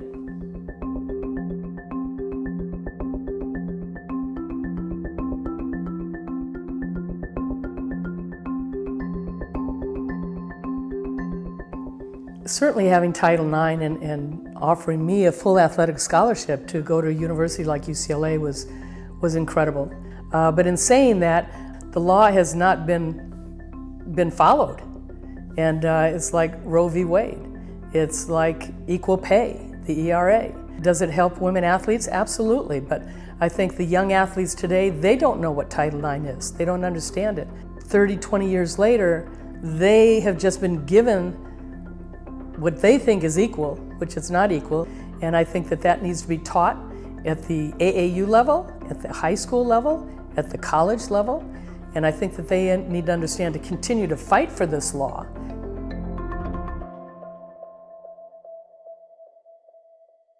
Before we get into our next conversation, I want to tell you about a special giveaway happening only during this week's summit. As a huge thank you to the newest members of our community, the 19th membership manager, Serena Henderson, has put together a gift basket with some awesome items, including Jewel's latest album, some very special edition 19th swag, a couple of our favorite books, and more. To be eligible for this special summit giveaway, simply sign up for any one of our 3 free newsletters by the time the summit ends on Friday, June 17th. If you already get our daily or weekly newsletter, consider signing up for email updates about future events to be eligible. You can find details and a sign-up form at 19thnews.org/giveaway or scan the QR code on the screen. We'll announce and email the 2 lucky winners near the end of our summit on Friday. One virtual attendee and one in-person attendee will be randomly selected. Thank you for arranging that, Serena. Okay, up next, we talk with Paralympic track and field athlete Scout Bassett about finding her purpose when she found running. She'll talk about the need for more opportunities for people with disabilities to try sports and discover their strengths at a young age. The 19th's editor-in-chief, Julia B. Chan, is here to lead the conversation.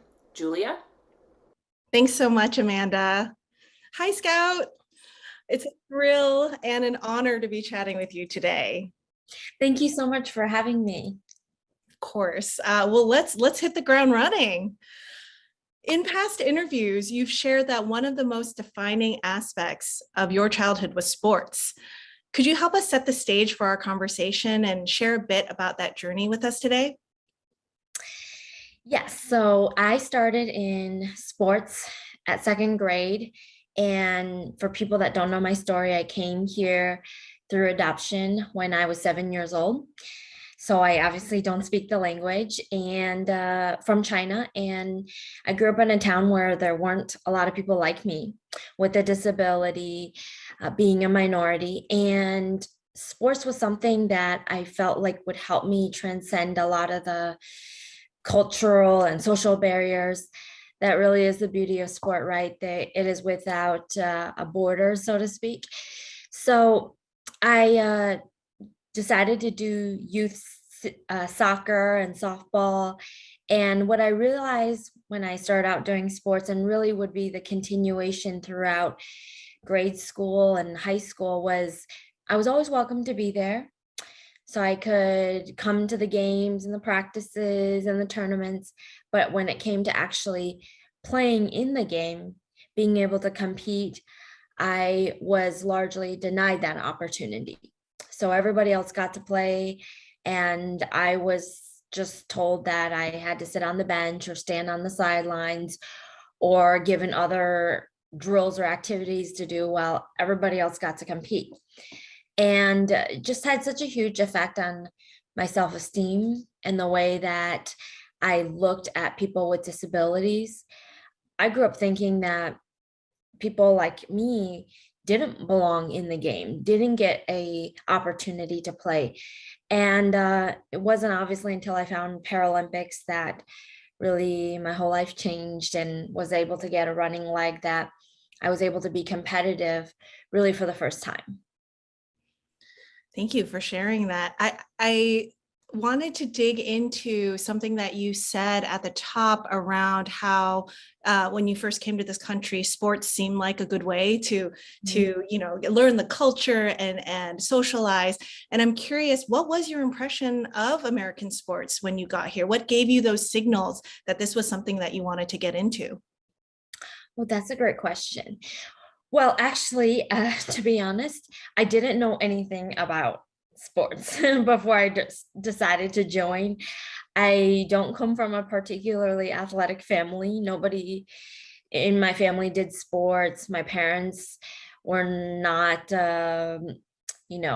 athletes or anything. They didn't play sports growing up. And so I was only drawn to it because it was the one thing that when I came to school, I just saw so much joy and happiness that my classmates had from doing soccer and softball and these other sports. I didn't even know what it was, but just I want to go and join and participate. And so I just remember that being like something that, okay, it seems like it's fun. And also, it doesn't take place in the classroom, which for me was a natural draw because obviously I don't speak the language very well, and I'm having a hard time connecting and doing well in school academically. So, an activity outside of school just seemed something like I was drawn to and interested in.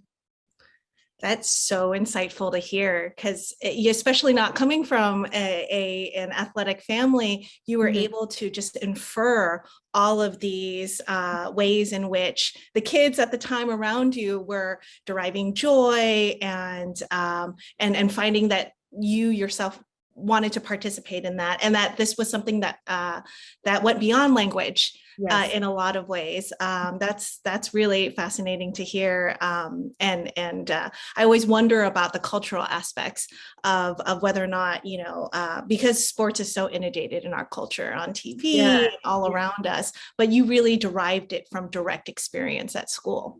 Yeah, and from the emotions, right? It doesn't matter where you are in this world and what language you speak, you can tell people's emotions from almost any experience just by reading their facial expressions, their body language. And all I got was that whatever this activity was, they were having a lot of fun doing it. And okay, I want to be part of that, to try it.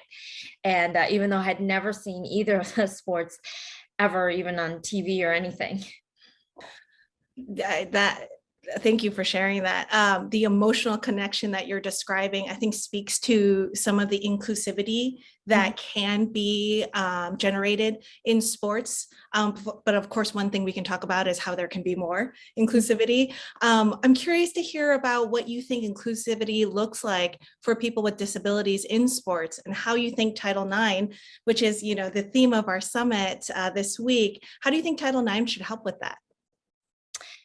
Well, that is another great question. And one of the things for me growing up is, okay, I got to participate in mainstream able-bodied sports at a, you know, a youth level or a high school level, junior high level.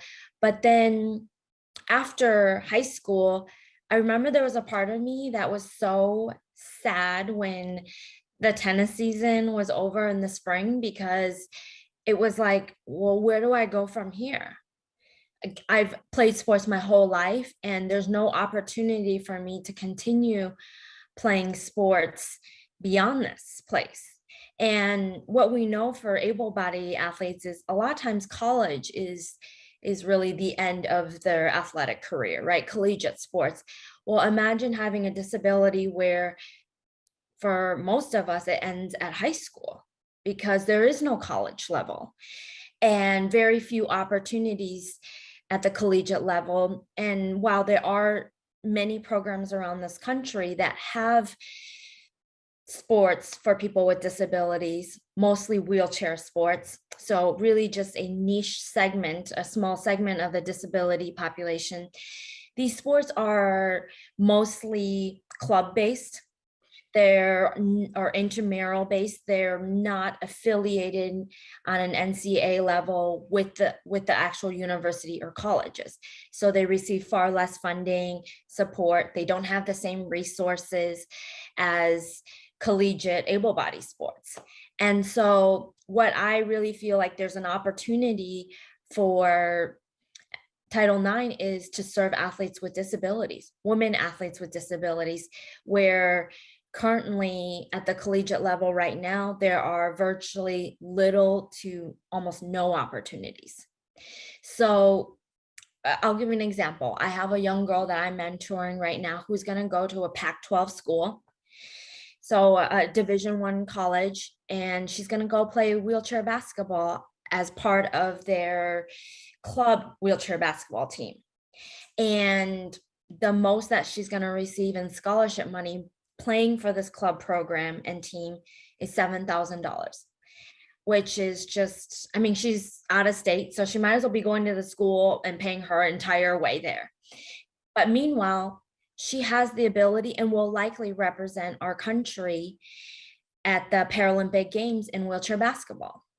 So you could win a medal for your country and have to pay your entire way playing that sport through college, which to me is just absolutely bizarre. And why should she be denied the opportunity to earn a full athletic scholarship, just like her able-bodied counterparts? But right now we don't see that. And so, and also the measure that we have with people with disabilities is, well, you can only earn a scholarship if you are able to compete or run or swim or jump at a able-bodied standard. And what we know about is people with disabilities that standard cannot be the same, because obviously I'm missing my leg from the knee down. I'm above the knee down. I'm never going to be able to run an able body time. And so there's got to be a process, a system in place where you can still have a disability, compete collegiately, and it's not measured in the same criteria as we measure able body performance and results. So that's really where I think there's a huge opportunity that's missed here, because these athletes are incredible. They are going to represent our country. And what we see from Olympic sports is that college is an incredible feeder program for Olympic sports. But at the Paralympic level, college is not a feeder program currently, because there's very little opportunities for these athletes to continue to train, to compete throughout their college years. And so right now we really have not a development program that continues beyond the high school level. And that's something that we have to improve upon, especially as we go to LA 28 and we're looking for a more gender equal Paralympic Games. Currently, the Paralympic Games are not gender equal in terms of participation, and we're really not all that close. So that's something that, you know, it's like if we don't have this platform, this pipeline and space for athletes to continue at a college level, we're not going to see them continue to do sports as they go to school. I'm curious to pull on a couple of threads there, because you've made so many wonderful points.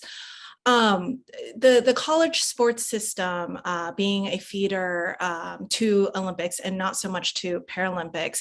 I'm curious, knowing your background and knowing that you were approached while you were at UCLA to explore, you know, whether or not you wanted to compete in the Paralympics. I'm curious, how does your experience is there anything in your experience that encourages you towards the development of a lot in which you described could be better for bringing about more opportunities for folks on the collegiate level? Well, I'll give you my experience at UCLA, and it was an incredible time and chapter of my life, and I'm so proud to be a Bruin. But one of the things that happened when I was at school is, in my sophomore year, I got approached by US Paralympic Track and Field to, you know, be developed to compete at the Paralympic Games. They were trying to recruit more women, just seeing that the numbers were so low for women in the Paralympics at the time. I come from a triathlon endurance sports background, so obviously they knew I could run, but I had never done track before. We didn't even have a track program in high school when I grew up. And so I didn't really know anything about it, but the opportunity to compete at the Paralympics amongst the very best athletes in the world was very attractive to me. And so I said, well, where do I start? And they said, well, maybe you should try to contact the coaches at UCLA, the track program, and see if you can join or do some workouts, or see if the coach would be willing to work with you, you know, separately on the side. But, you know, college is a great place to start. You're in school, they have a very good program. So I went to one of the assistant coaches, and I asked her about, she was the sprints coach, and I asked her if I could train with the team. Obviously, I'm not asking for the same services or benefits because I'm not competing for the school. And obviously, I'm not there on an NCAA scholarship. But she said no, because obviously I'm not part of the program. And obviously, there's other reasons for, you know, legal and liability. And I did understand that. And so it just raised a lot of frustrations for me that here at the time I was aiming for the London 2012 Games, but had no place to be able to train and no coaching at that time. So I was doing it all on my own, and I would do it like super early in the morning before the team was out there. And I just started running, but I didn't really know what I was doing. And I will say, you know, since then, the coach has she knows who I am now and has since apologized, but, she just said, I had no idea I didn't know anything about the Paralympics. She just thought I was a student that was just wanting to, work out. And practice time is not workout time for college students, right? And so, but my point is that now I'm in a program where at San Diego State, I train with the team and I've been able to travel with the team. I'm post-collegiate. I'm now considered professional, but the model that has been created with Coach Sheila Burrell at the university, she's the head women's track coach there, has been a model that I think can really work for a lot of other programs. And I know so many schools or coaches are intimidated by the idea of reinventing the wheel, right? Like, oh, we've got to create a whole program, a whole new thing for athletes with disabilities. And my reply is that it's not as difficult as they might think. How you train an able-bodied athlete, the same kind of workouts, the technique that's required for an able-bodied sprinter to be great is very similar for what I need to do to be great. Obviously, there's going to be modifications and things that will be needed to need to change in order for me to be able to do some of the drills and some of the workouts and whatnot. But it's really not all that different or difficult. And so the idea of integration, I think, is something that can be modeled at many programs across the country. It's not unrealistic to have, one or two athletes with disabilities as part of your able-bodied program. And I think you just need to have leaders, coaches, people that are in levels of authority that have the willingness and the open-minded approach of working with somebody with a disability. And I'm obviously so lucky at San Diego State to have that. But naturally, I do understand that for a lot of college programs, the idea of it can be quite intimidating. I have to say, your journey of being so driven and so proactive really reveals a lot that can continue to be built programmatically to support people with disabilities, inclusivity in sports, and just really the ways in which we reconsider who we center and who we include in a number of our programs. I think your journey, some of the pain points that you encountered, you've also are helping now to build against, which is really great to hear. We have a couple minutes left here, and I want to go back to something that you touched on that I think is a really important topic for us, which is gender equality at the Paralympics. As you said, historically, there's been a big gender disparity when it comes to competition, with fewer women competing than men. And just to tie things together, your vision for a more inclusive sports environment, one that gets kids, students discovering their strengths at a younger age. Could this be a pathway towards gender equality at the Paralympics? How are you thinking about this? Absolutely. But not only do we not have a gender equal Paralympic Games in terms of a 50-50 men and women participation, but we don't even have the same number of sports and events for women at the Paralympics as we do for men.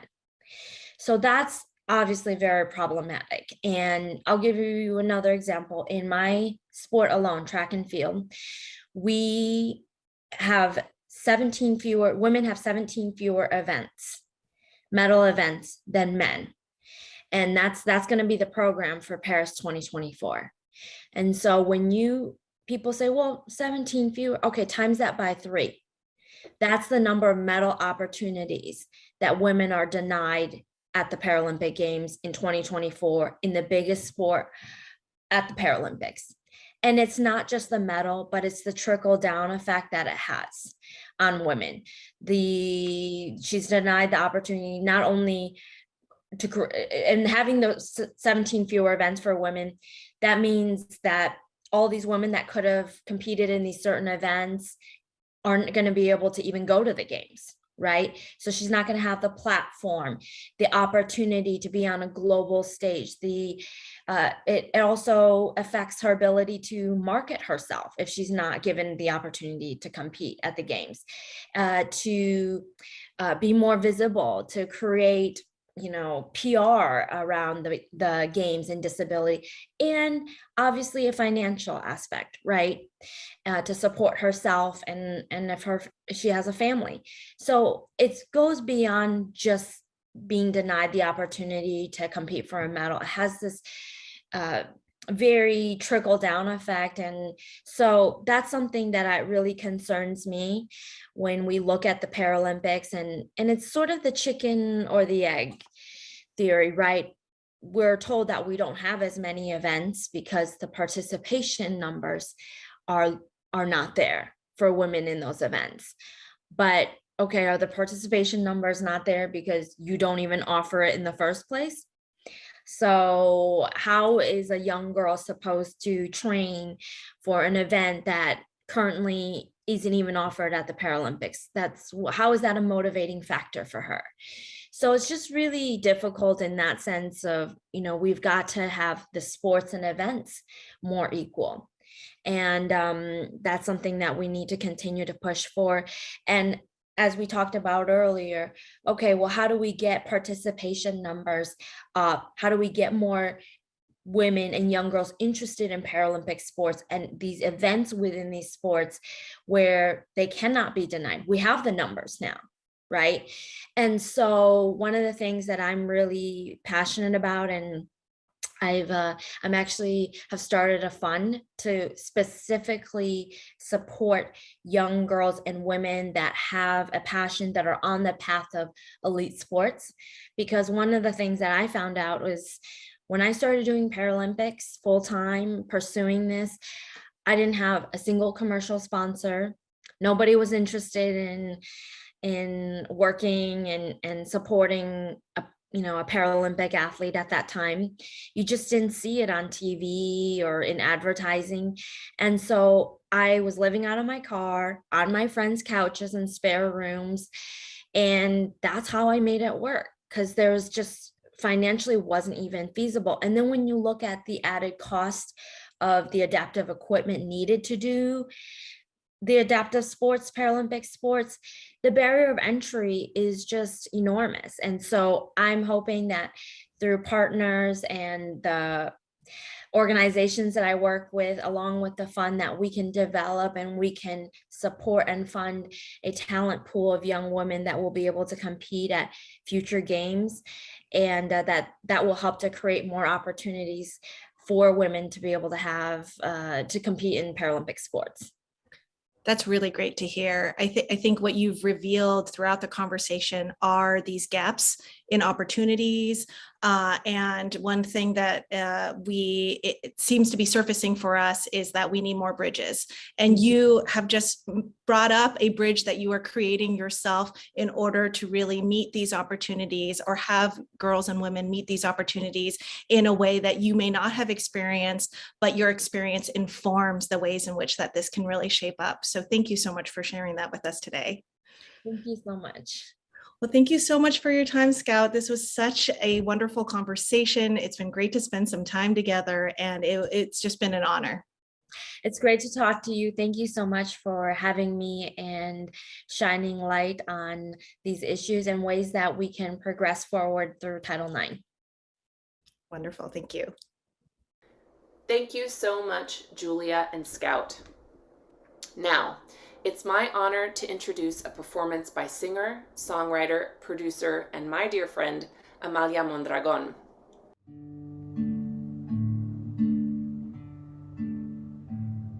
My name is Amalia Mondragon, and this is Te Diré. Mi nombre es Amalia Mondragon, y esta canción se llama Te Diré.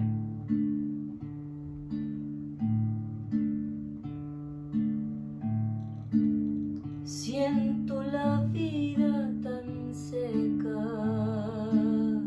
pienso que no puedo más.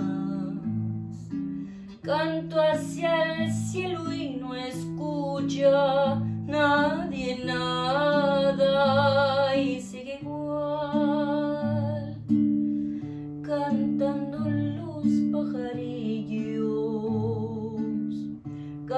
flotando a mi alrededor.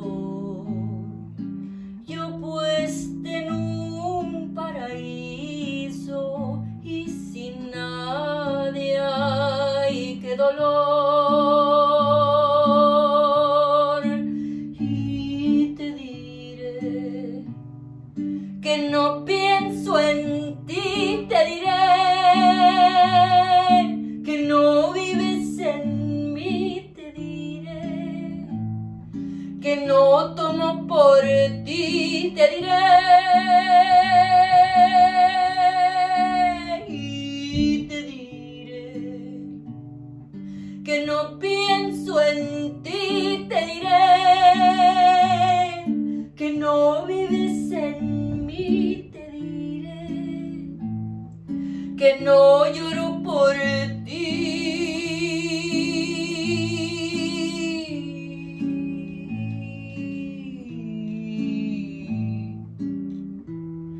Hoy te diré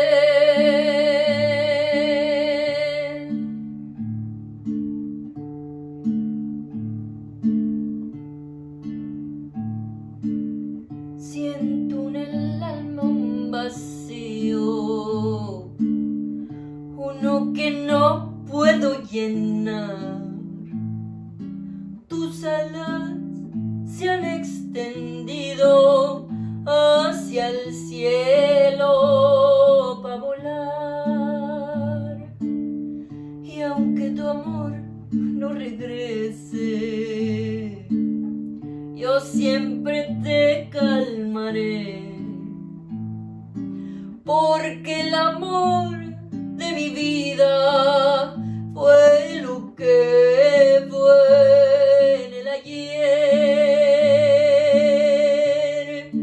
Y te diré que no pienso en ti, te diré que no vives en mí, te diré que no tomo por ti, te diré y te diré que no pienso en ti, te diré que no vives en mí, te diré que no lloro por ti.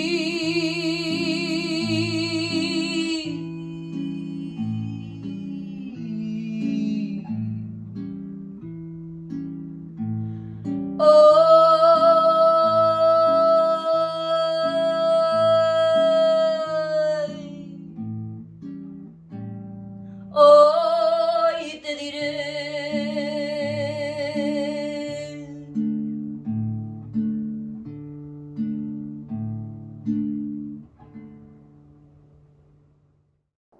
Thank you, Amalia, for that beautiful performance. Next up, we are going to dig into equality in STEM, the fields of science, technology, engineering, and math.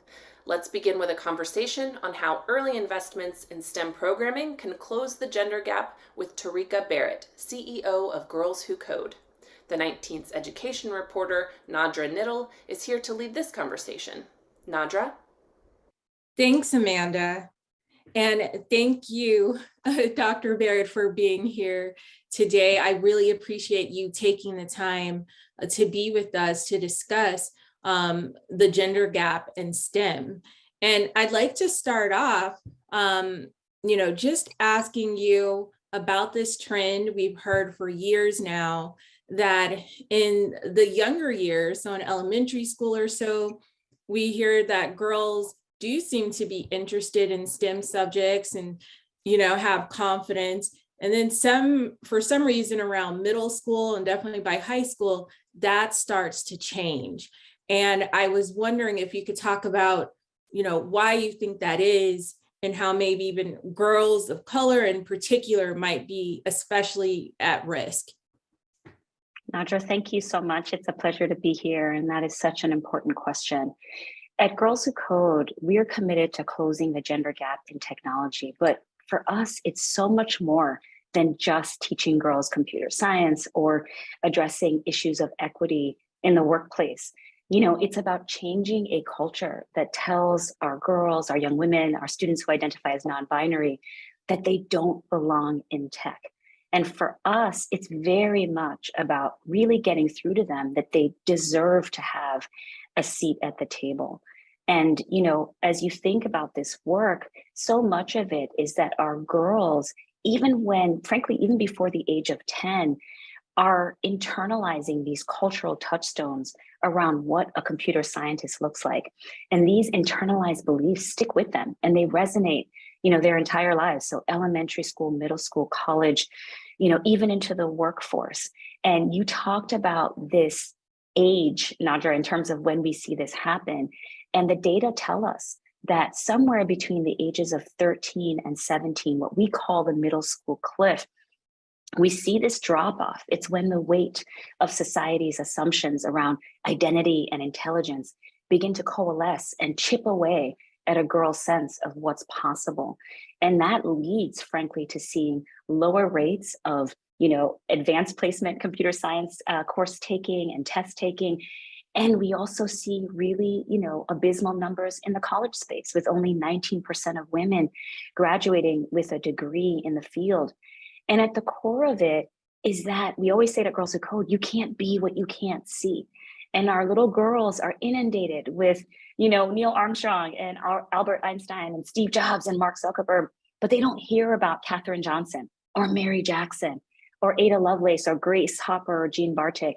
And so at Girls Who Code, for us, it's about shifting that cultural narrative that says that they don't get a seat at the table. That's why we've done things like create a book series, aimed at babies through middle schoolers. Or if you think about this incredible campaign we launched last year called Make That Change, with a powerful new message for girls and young women, that when you pursue a career in tech, you're not just changing, your community or the world, you can change your own personal professional trajectory and your financial trajectory. Because let's face it, our young women and girls are dynamic, they're passionate, they're creative. They're going to be these change agents. And that's why it's so critical that we really get at culture way beyond just teaching girls computer science. Yeah, no, thank you for answering that. That was really insightful. And one thing I just want to follow up on, you mentioned women like Katherine Johnson and others. And so I was wondering if you can discuss the film Hidden Figures and what kind of cultural impact, that film made on girls and girls of color in particular. Yeah, and I am so happy that I don't think anyone has ever asked me that question, so I love it. That when I saw it, even if I think about my 13-year-old daughter and what it meant for her to see these incredibly powerful, Black women on the screen who frankly put, our space program on the map at a time when they couldn't even drink from the communal water fountain. And it has taken, 7 decades essentially for them to get their due, to be recognized. And yes, I'm so elated that we now have a NASA spacecraft that bears the name, the SS Katherine Johnson, and this huge building in DC is dedicated to Mary Jackson. But one of the pitfalls is that, they resemble the girls we work with every day. They were right there. We're calling them hidden figures, but they were plotting and calculating and doing the work like we see our Black and brown girls doing every day. And it's so easy to overlook them. But one of the things that's so powerful about that film as well is exactly that first question that you asked me. Representation in tech for our girls, young women, non-binary students, to see them is absolutely critical because these media messages mean something. There's so many other examples, Nadra, when you think about the Hunger Games and Brave that both, featured women using bow and arrows. Guess what? There was a 50% increase in the number of girls pursuing archery. Oh, so wow. As much as you don't think about it, what we do depends a lot on what we see. So we can never minimize that having a film that celebrates and, calls out these accomplishments can have an exponential impact. So thank you so much for asking that question. Yeah, no, thank you for answering that. And I would love to also hear a little bit about your own experience. Tell me about, what it was like for you growing up, and then how this led you to make STEM Yeah. focus of your career? Oh, thank you for asking that question. I am so proud to be sitting here now, CEO of Girls Who Code, focused on closing the gender gap in tech. But, I'm also, Jamaican American, the proud daughter of immigrants, a Black woman and an educator. And all of those perspectives shape how I approach my work. I stand on the shoulders of generations of inspiration, the women who got me to where I am today, as well as the girls and young women who continue to inspire me to fight for a brighter future. And, my grandmother actually had to drop out of school and work on the family farm in Jamaica after her mother had passed away, helping to raise her 7 younger siblings. And even though her education had been cut short, she understood that it could pry open the doors of opportunity. And that's a notion that she passed on to her children, all the way down to me. And, I also had a mom who really encouraged me to go into spaces, to embrace my own agency and know that I could be the change that I wanted to see. And to your specific question of how did I get here doing this work? I've really devoted my entire career to addressing issues of equity in education, but it was when I had a chance to work at the New York City Department of Education where a lot of this really crystallized for me. I had a chance to work with students who were significantly off track academically with very little chance of graduating on time. Most of them were poor Black and brown kids who looked, just like me when I was growing up. And my job was to help get them back on track with things like transfer schools, GED programs, other programs. But our team also was charged with designing new schools, right? To develop skills or to cultivate, things that employers were looking for. And as it happened, Nadra, one of these schools was going to be a first of its kind high school focused on software engineering. And it was going to be a part of the mayor's plan to make New York City a tech hub. But it was also potentially going to be what we called a quote unquote screen school, which would mean that only certain kids, they would have to test in to get accepted. Mm-hmm. Now, as an educator, I knew that relying solely on test scores was going to put kids of color at a disadvantage. So as hard as it was, I, fought against screening and rallied support to open that school to any kid interested in learning computer science. And, it wasn't easy. There were definitely some thinly veiled conversations about whether or not Black and brown kids could even learn to code. Mm-hmm. But I'm happy to report that today, that school, the Academy for Software Engineering, is real. And for the kids who are there, 95% of them are graduating on time. And, that was one of my proudest accomplishments as an educator, but it was also a lesson in how critical it is that we exist at that intersection of bravery and opportunity, and that we disrupt the status quo anytime we're given that chance. And so that experience was definitely part of what drove me to be CEO of Girls Who Code. And I knew that the gender gap, closing that was possible. Equity in education is possible. And I knew that I had to be a part of that change. Yeah. And no, thanks for, talking about your own experiences. And, since you mentioned your role in the development of this school, I was also wondering how important it is in terms of closing this gender gap in STEM. Is it for students to have math teachers, science teachers, technology teachers, et cetera, who look like them? I'll just share in my own K through 12 experience. I think I had one Black math teacher, and that might have been it for my entire K through 12 experience.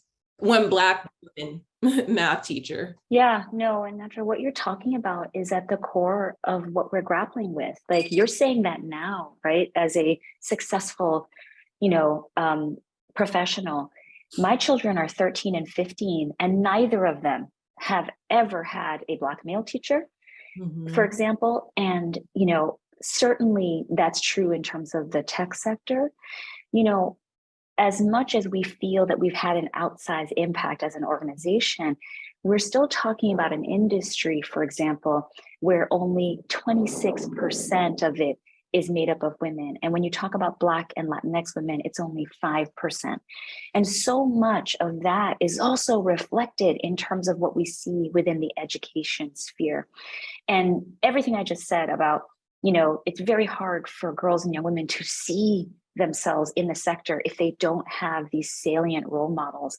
It's one of the reasons as an organization that Girls Who Code has created, for example, Women in Tech Spotlights, featuring women and especially women of color who are making a change in the tech sector, who are technologists in STEM, computer scientists, because it is so critical. And, so much of what we do at Girls Who Code is also, in addition to teaching computer science, changing that cultural narrative. Like if you think about last year, this one thing we did that actually gave me credibility with my teenage kids was partnering with Doja Cat on Doja Code, which was, they were like, Doja Cat, mom. Okay, all of a sudden they cared about what I did, which was phenomenal. But Doja Code was the world's first ever codable music video. And you could go into that. It was for her hit, viral sensation Woman. And you could change the color of her nails. You could change the background. You could have her vanish into thin air. And so much of that work was also making sure that our girls, and especially our Black and brown girls and our students who are the most marginalized and historically underrepresented in tech, that they begin to see that their creativity, their passion, their interests can be brought to this field and that they could see themselves as technologists. So I feel like we have to come at this, Nadra, from a number of perspectives, from the education sphere, from the tech sector itself, because that absolutely has to change. And that's why we have programming, free after school clubs that very much predominantly happen in schools where any teacher can lead. And that means that we're going to have a diverse group of people who are learning alongside our girls as they encounter these women in tech spotlights and they learn to code. We also have summer programming that again also exposes these students to all of these female role models. And so we have programming that gets to this community at every stage of the pipeline because we know how important it is that we really change how diversity looks within the sector. Yeah, definitely. And I also want to hear a little bit about, students who maybe they're interested in coding or other STEM fields, but they feel at heart more like, they're artists, they're a humanities person, not tech people. Their way, to merge those interests. I mean, you mentioned the Doja Cat video. Yes. I also know there's schools that aren't just STEM schools, they're STEAM schools. So they are kind of, trying to reach out to that other population. Absolutely. So can you talk about that? No, such a great question. And we find that our alums, for example, girls and young women students who've participated in our programming, they often, let's say they're pursuing computer science or coding directly, or they might be doing things that are tech adjacent. What you're hitting, on is so critical because it is that creativity that we absolutely have to bring, that artistic sense to the sector, because it is woefully not representing the needs of so many communities. And so, I'll point to a couple of examples. While they're not within the art sphere, they're so critically important just for us as humans. We know that there's no opting out of tech anymore, right? Tech intersects every aspect of our lives, voting rights, healthcare, criminal justice system. And, not too long ago, a New Jersey man was wrongfully accused of a crime because facial recognition software wrongfully identified him as a perpetrator. This person was in jail, but it could have escalated and ended up in something far worse. And you think about another example in the health sector, where the first iteration of Apple's health app had nothing around menstruation or fertility.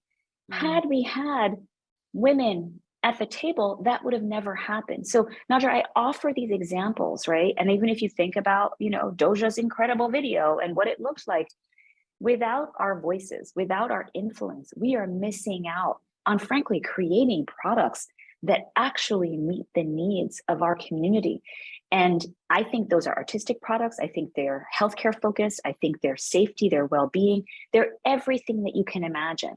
And if that doesn't convince our young people they need to remember that STEM jobs pay 26% more than other jobs. They are Yeah. the fastest growing, highest paying sector in our economy. And we can't afford to have our young people left behind. So that's part of what we are so deeply committed to at Girls Who Code, in terms of reminding them that you can be amazing in tech. You can bring everything, all the magic to this sector. And we need them, frankly, desperately, because of the products we know fall short of what they should be. Yeah. And now I kind of want you to just maybe brag about yourself a little bit about Girls Who Code, in the sense that I feel like now there is a movement basically to really get girls into STEM subjects, whether it's technology, whether it's math, whether it's science. I know about, at this point, several organizations that are really aimed at getting girls some sort of enrichment that they don't get in their normal school day, to really make them more interested in these subjects and to expose them to more subjects. So with that, I'm wondering if you can discuss how influential you think Girls Who Code has been, and if you think we are kind of in this movement now nationally to really get girls in to pursue these subjects. Yeah, absolutely. Since our founding in 2012, we've reached 500,000 students with our programming. 115,000 are college and workforce age young women. And you talk about a movement. We're absolutely leading that movement to inspire and educate and equip students who identify as girls or non-binary with these critical computing skills to take on 21st century opportunities. And, for us, by addressing this growing gender gap in tech, we're preparing, as I shared with you, our young people for these thriving and exciting careers of the future. I think that there very much is a movement underfoot to really expand computer science and to ensure, because it is as necessary and as basic, I think, as any other course subject, academic subject that kids are exposed to currently. And I think that Girls Who Code has been at the forefront of that movement, both in sort of defining the issue and the gap and sort of saying, hey, folks, pay attention to this, but absolutely in terms of the, frankly, hundreds of thousands of girls and young women that we've taught, computer science, but almost equally critically, the fact that the representations we see today, be it on Netflix, other channels, other places where now coding is in the lexicon, we absolutely take credit for that in terms of shifting the narrative and making sure that girls don't think twice when they see someone cast as a coder or recognize, these incredible women making a dent in the field. And yes, we still have a far way to go, but the work underway is so vital. So I'm really proud of that. Thank you. Yeah. And in closing, you mentioned having teenage children yourself, and you mentioned what the future might possibly look like. And I'm wondering if you can, close discussing that. So by the time, should you become a grandmother at some point, what are you hoping things look like for girls and women in STEM for future generations? Yeah, I mean, our vision is very much that our computer science classrooms, resemble the diverse communities that we come from, that we build this incredible sisterhood of women in tech that women everywhere can lean on, and that this sisterhood in turn will translate into meaningful change for communities in the entire world. So I anticipate that our girls and young women and students who identify as non-binary are going to be the future leaders in tech, and that they're going to, help solve our problems and lead the way around so many issues that we're grappling with today. Yeah. Well, is there anything else you would like our audience to know that I have not brought up about this gender gap in STEM? Yeah, I mean, I'll make a very blatant plug for our programming. Please visit us at girlswhocode.com. We, our programming is aimed at third grade all the way through the workforce. We always say to, if you have a girl in your life, encourage her to consider pursuing computer science, coding. You know, we have our free after school clubs. You know, our summer immersion programming is about to kick off. We have college loops on campuses across the country.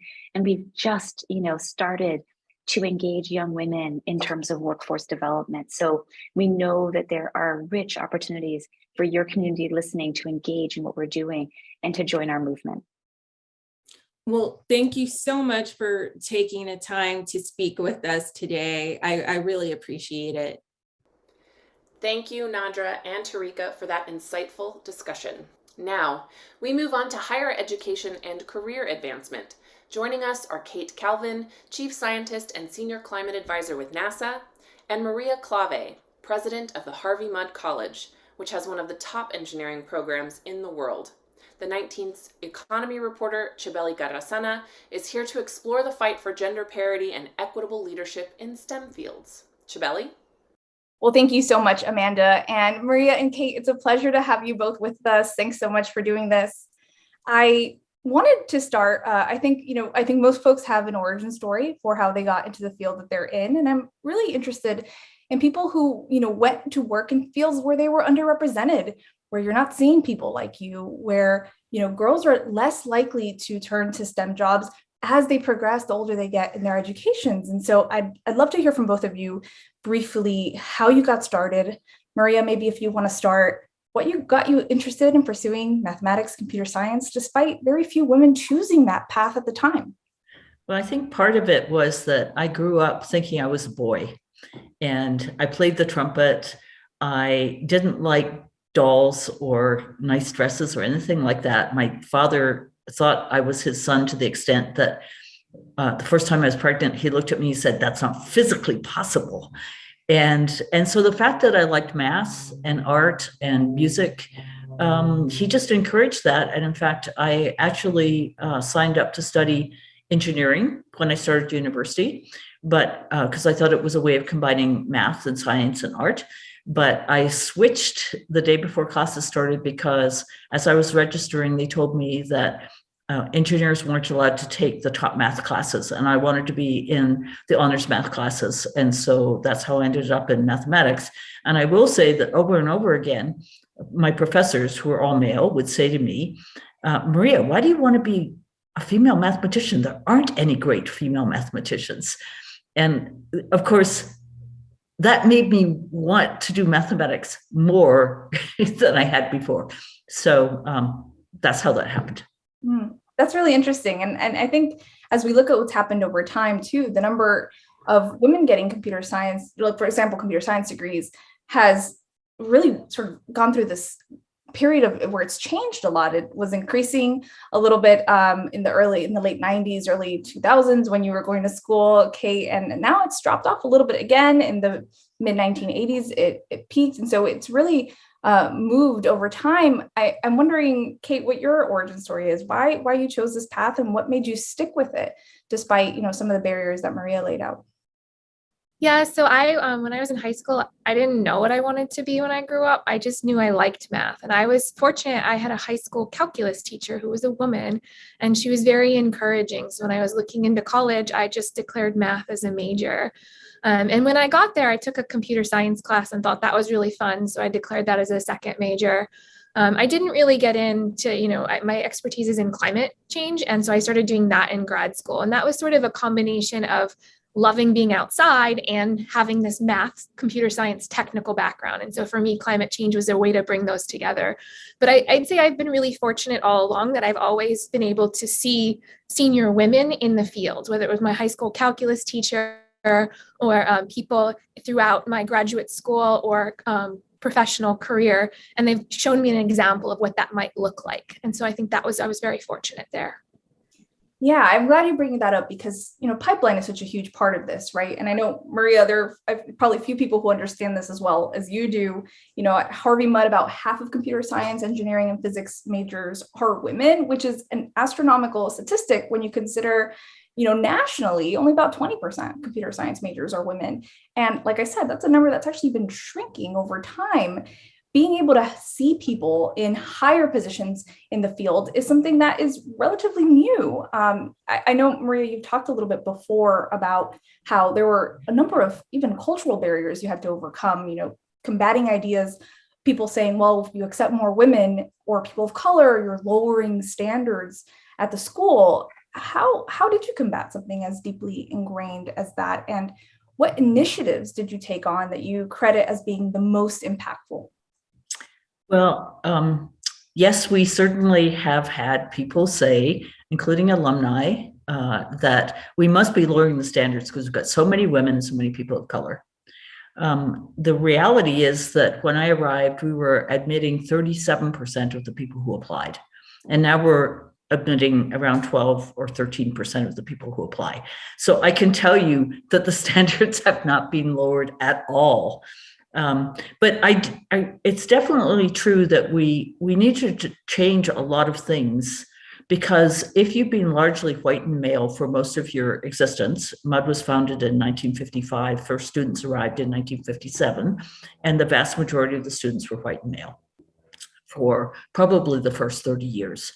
So there will be lots of things in your culture that privilege white males and do the opposite to people who are not white and male.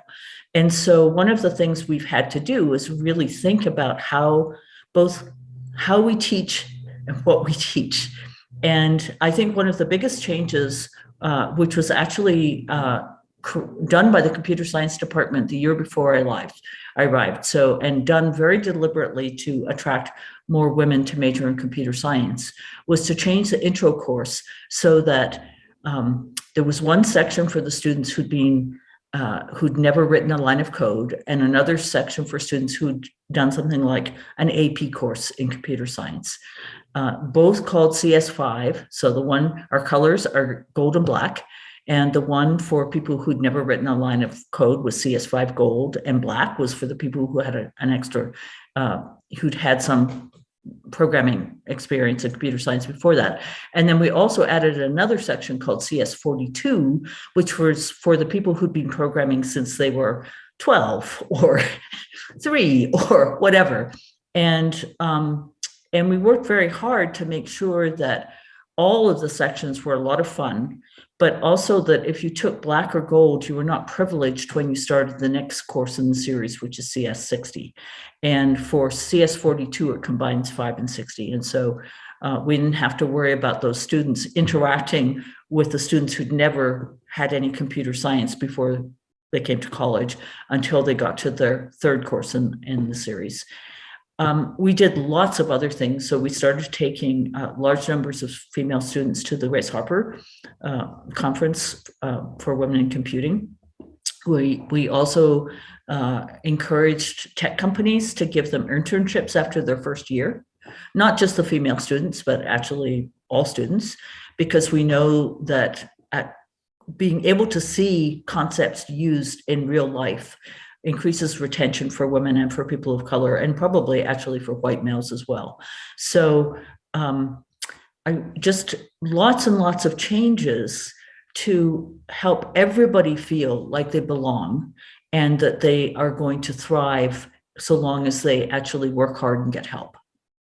I love those examples because they speak to, what I think is one of the larger barriers, which is access. If you haven't had access to this kind of education in the past, you might feel discouraged to continue on. And so I love that example of how you all, separated the course to encourage folks to, just come, if they're interested, come and try it and see how it goes. I'm curious what you think, Kate, having entered the field in the last 20, 30 years, you get a sense that there are shifts happening from when you were a student in the early 2000s to now as you look at scientists coming up in NASA? Yeah, I've definitely seen an increase in female participation in meetings and other events that I've done. There's a part of that that's probably a passage of time. There's a part where I went from being, a pure math and computer science in undergrad to something very interdisciplinary now. But there are more and more women that I'm seeing in meetings, and it's really helpful. I think, again, the feeling of belonging and seeing people that look like you is really important. And I also just want to echo what Maria just said. I think it's really important to recognize that, not everybody is starting from the same spot. And so that sort of first level of intro is really important. And I've experienced this a lot in interdisciplinary work. When you walk in and you talk to someone that's from a different background than you, the first day is really just about vocabulary and language and making sure you're using the same words. And then you can hit the ground running and really appreciate what everyone brings to the table. But there's a part of it that's just making sure we're on the same page, making sure people are being heard, and making sure everyone feels like they belong. Yeah, thank you for that. I think that's a great point. I also want to acknowledge that there's still a lot of friction points. For example, Harvey Mudd has obviously made huge strides, and some institutions have followed suit, have made changes, but there is still really a long way to go to reach parity. The only STEM field where women outnumber men is in sort of the healthcare field. And even there, they're more likely to be in lower paying jobs. And after the pandemic, many are actually exiting the field, in part because of a lack of support for care responsibilities as well. Women today are about 47% of mathematicians, 40% of physical scientists, and just 15% of engineers. So I think there's still a long way to go. And Maria, I'm curious what your thoughts are on why, with so much attention on this issue over time, are we still a little stuck? Well, I'm going to focus on computer science and electrical engineering, mechanical engineering for right now. And part of this is that there has been the tech industry has created a huge demand in these areas. And over the pandemic, that demand just grew, whereas the demand lessened in lots of other areas. And so there's been a huge influx of people wanting to major, particularly in computer science and data science. And one of the unfortunate things is that many institutions, when they have to deal with that increased demand, they put in place controls to control the demand that tend to discourage women and people of color. So for example, if I put in a GPA control that says you only get to major in computer science if you have A's in your first two classes, this is going to sound ridiculous, but it's just true that it will discourage more women and people of color than white and Asian males. And I mean, we just know from research that if a woman who was getting A's got an A-, she will just decide that she doesn't really belong there. Whereas a guy who's been getting B+ or B-, he will assume the reason that he's not getting A's is because the prof is not very good or the TA is not very good. I mean, it's just sort of crazy. So it's clear that if we change how we teach and if we create supportive environments, that women and people of color will thrive. And we just need to do more of that at many more institutions. Now, one thing I want to say to Kate, which I think she will love, is we're very interested in climate change research and education at Mudd. And we are starting joint majors between math and computer science and climate science. And we think that it's going to be just that much more interesting to women and people of color, because understanding how you can use math and computer science to actually positively influence the direction of the planet doesn't get much better than that. So that sounds fantastic. We need more people that have the technical skills to bring to climate change. Oh yeah, and of course, as we've seen, there's a lot of gender implications as well with climate change. We have a climate and gender reporter who covers this area, and it's I think something where the connections between the impact on your communities, for example, women are leaders in their communities oftentimes, particularly women of color, and those connections seem to be really important. So I love that you mentioned that, Maria, and that y'all are thinking about that. I also wanted to talk about something that Kate mentioned a little bit earlier, which was seeing yourself represented in the workforce. It's a big thing that we've talked about for a long time. I was talking to Kate earlier, and I mentioned, I was a space reporter before I started this job. And one of the biggest stories to emerge in the past couple of years has been the amount of women that have been elevated to really prominent positions at NASA for the first time, and at other space organizations. We have the first woman leading a human spaceflight program. We have a mission to put the first woman on the moon. We have, like I said, women leading several major private companies. You're the fifth woman to serve as the chief scientist, Kate, and we know broadly why representation is important, but there are also smaller things, right? Not being the only woman in a meeting, not being, having mentors who can help guide you, getting equal access to promotions. So I was hoping you can point to how some of these changes that NASA is undertaking externally are filtering into the culture internally. Yeah, so I think first of all, it's, inclusivity is a really big priority at NASA and listening to everyone. And one of the things that I have noticed throughout my career is that, making a space for people to share. So often if you just have a meeting that's just free form conversation, there's a small number of voices that tend to dominate. They're more confident people, and a lot of other people that have really amazing ideas don't really always shine through. And I think building a community and a meeting structure that enhances inclusivity is really important. And a lot of the meetings I attend are like that, where everyone has an opportunity to say what they think, whether it's your area of expertise or not. We want to hear that. And I think part of it is, if you look at the kinds of work that NASA does, you can't build a rocket or go to the moon without a big team. And the more perspectives you can hear on that, the better the science is, the better that we are. And so I think that's really important. But there's also small things. So one of the things that I really like that NASA's put out recently is we have a graphic novel about a little girl that goes to the moon, and just sort of putting out that information and showing people, this could be you. I think that's really important to see yourself in possible future careers is really important. And so that's been really exciting here to see. Wow, that sounds fantastic. I just want to say that our view book for MUD this year is a graphic novel. Oh, that's great. In thing. Yeah, maybe y'all should talk to each other after this, see how you can do more graphics work.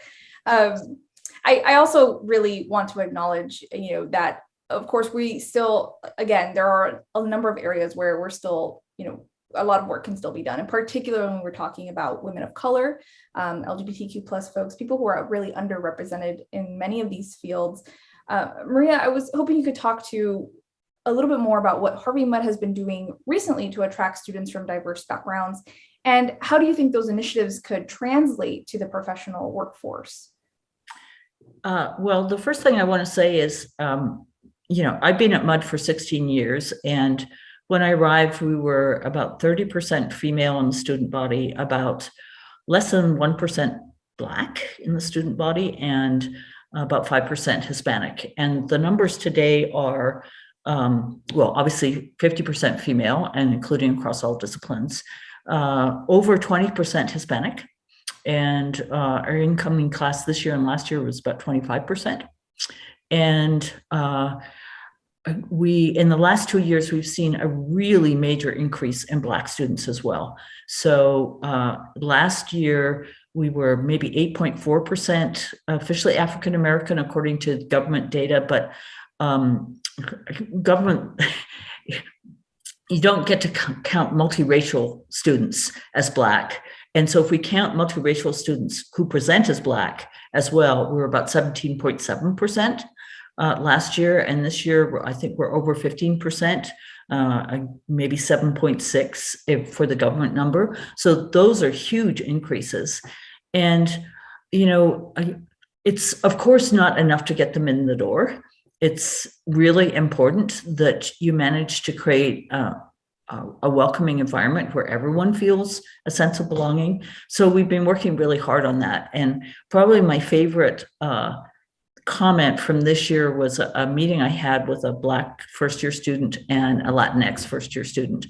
And their comment about Mudd was, they're saying, at Mudd you can hang out with everyone. In our high schools, where you had to hang out with students of the same ethnic background. And by the way, happy birthday to your puppy. He was going to do it at some point. He was going to make himself known. For sure. Students were able to share with people from their own background. Well, so, what they were telling me is, if you're Black, you can hang out with other Black kids, or with other white students, or without other Latinx students, or with gay students or trans students. I mean, it's a very, very welcoming, supportive community. And that's taken a lot of work. I mean, I don't want to say change is hard wherever you do it, but it's made a big difference. Thank you for sharing that. I think that is really important. I'm curious how you think about that as well, Kate. You know, you mentioned your work is really interdisciplinary. You're working with different areas at NASA at all times and different teams. And how do you think about representation and access and opportunity when you're working with these teams, when you're building a team? How does that play out for you? For me, it's really thinking about creating a space where people feel welcome, just as Maria was mentioning, and trying to, break down those barriers. And again, like in interdisciplinary, or for anyone that's new, it's, things that make it hard to engage are things that, things like acronyms or words we don't understand. And so trying to sort of, make sure we're all speaking the same language to start, creating spaces where people do feel like they have the ability to contribute and that their voices are heard, and acknowledging those. And I think also mentorship is just really important. And so, having peer mentors and people that are more senior than you that help you figure out your way in the new world, I think is really important as you're getting engaged and belonging and trying to find your way forward in a new field or in a new environment. I'm wondering if there were experiences that both of you had that come to mind as, this is the thing that I want to avoid. This is the thing that I want us to move away from. Experiences that stick out in your mind as moments that were, difficult as women in your respective fields, that you've sort of taken some lessons from and maybe are thinking about as you move forward. I wonder if there's anything that sticks out in your mind. I'll give you one from probably around 1998, 1999. And I had just been elected to the council of ACM, the Association for Computing Machinery, which is the lead sort of professional computer science association in the United States and Canada. And they were talking about a conference that was going to happen in 2001, which was going to be across all areas of computer science. And there was a group of people who were organizing it, and they had a list of names of speakers. And there were, let's say, 40 names on the list. How many women do you think were on that list? Zero. And so I asked the obvious question, which was, why aren't there any women on that list? And I got the standard answer, which is, oh, well, there just aren't women who are at this level of, like leadership and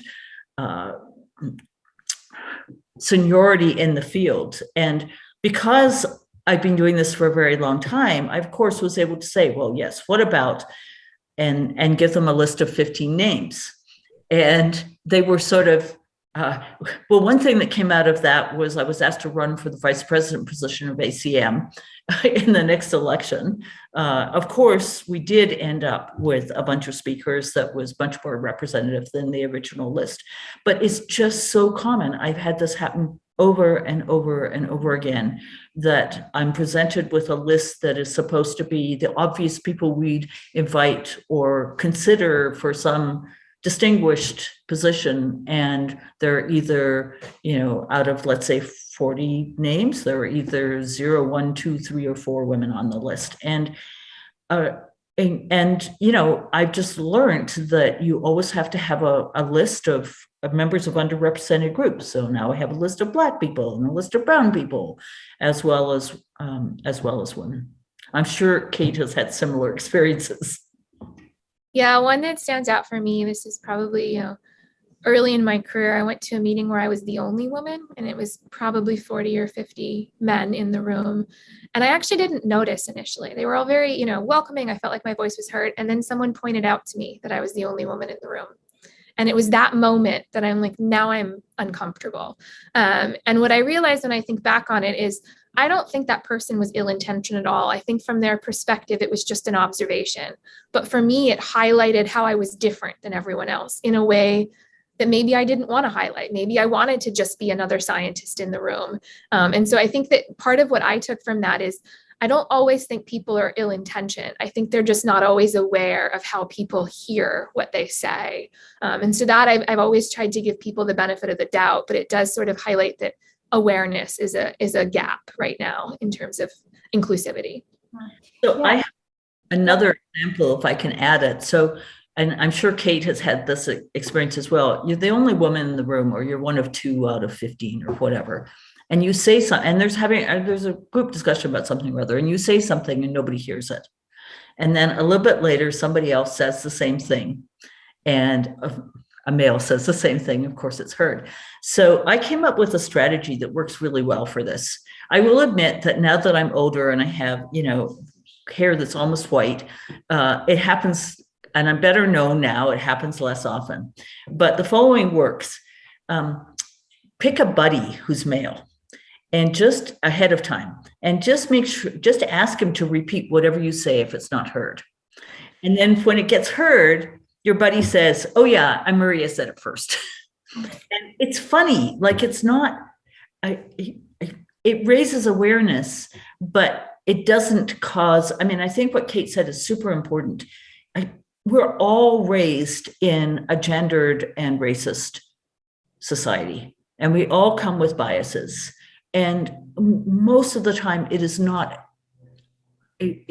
deliberate at all. So it's just helpful to have a sense of humor. The ingenuity, the degrees sometimes we have to go to find ways to make this work and to be heard, right? And so I thank you both for sharing both of those stories. I wanted to bring us to the current last couple of years in the pandemic. I think that's something that we certainly need to talk about. The past 2 years have exposed, many of these fractures that we've been talking about in the field, and particularly when we talk about lack of care infrastructure support for women in all fields that are dominated by men, but certainly STEM.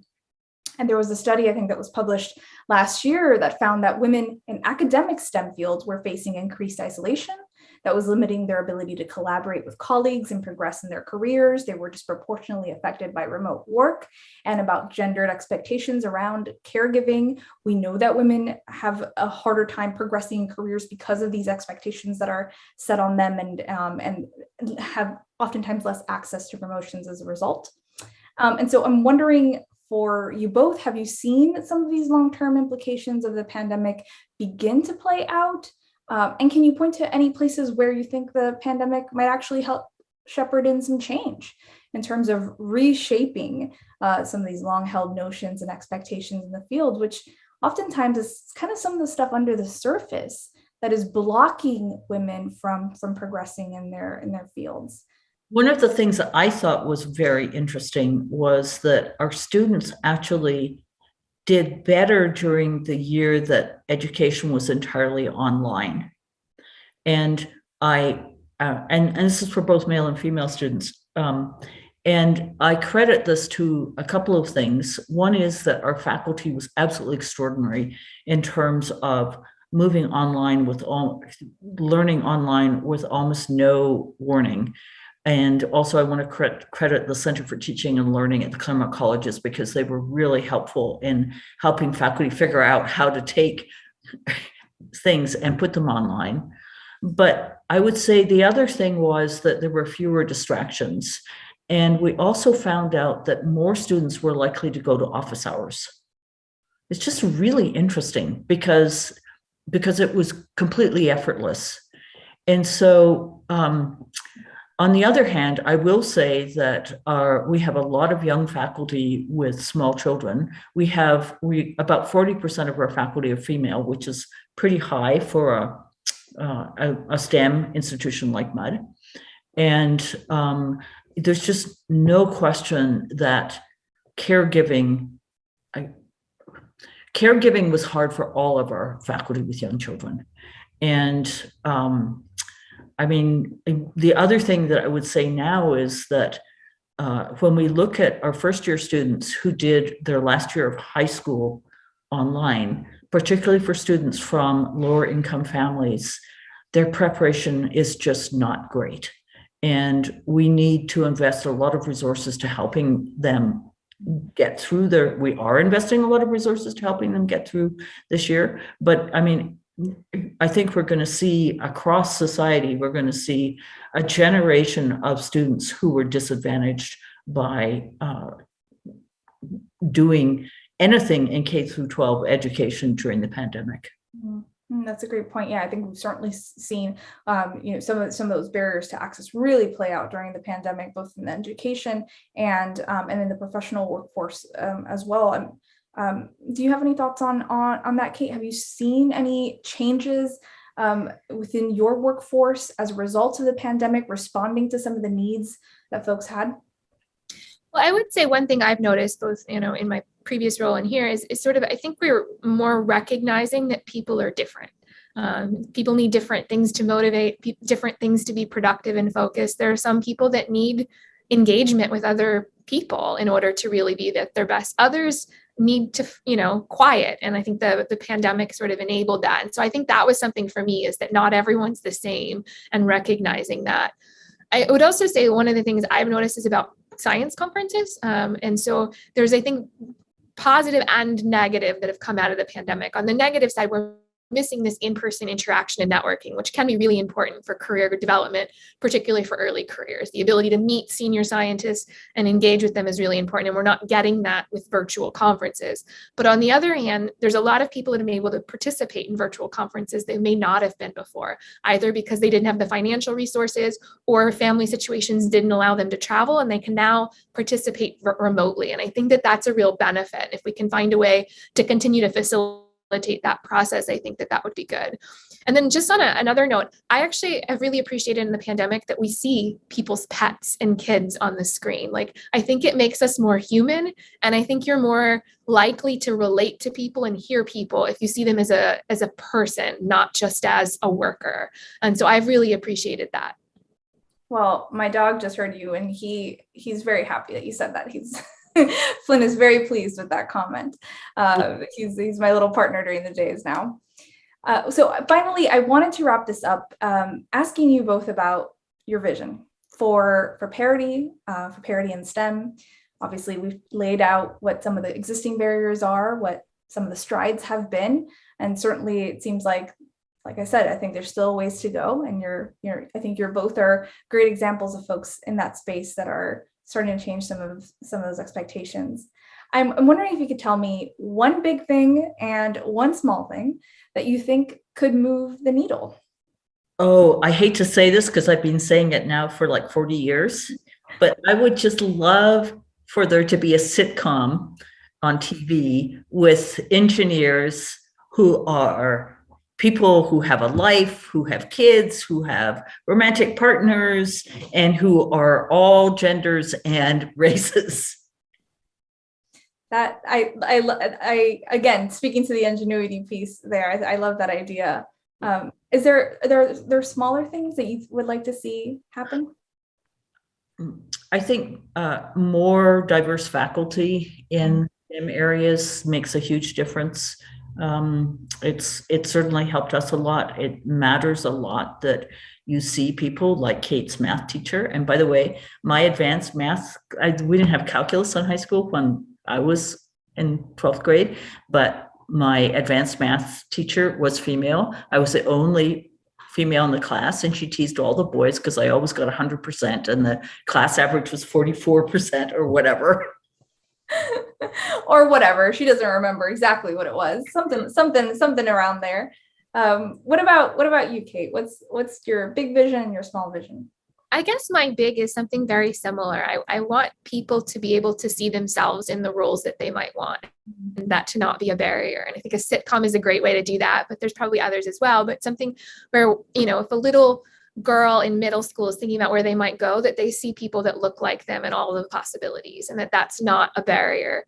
In terms of something smaller, I think more mentorship. Like, I just think it's really important both to have someone that more senior than you that you can talk to and look up to and figure out how they did what they did. And then also someone that's your peer that can sort of relate on a day-to-day basis. I think it's just if we could facilitate that a little bit more and make sure people have someone to talk to.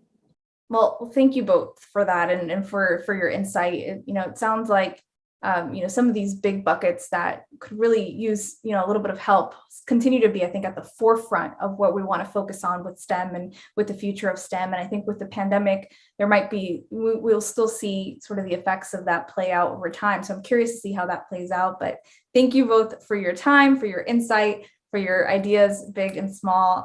Me and Flynn down here are really happy to get to talk to you today. Thank you so much. And nice to meet you, Kate. Yes, nice to meet you. Thank you, Chabeli.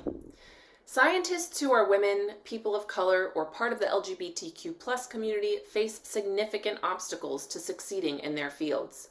For those who do reach the top, it is exceptionally rare to receive recognition. In fact, only 58 of the more than 900 Nobel Prize laureates have been women. Today, we are talking with one of those women. Jennifer Doudna is a Nobel Prize-winning biochemist who co-invented the revolutionary gene editing technology CRISPR. She is also the founder of the Innovative Genomics Institute at Berkeley.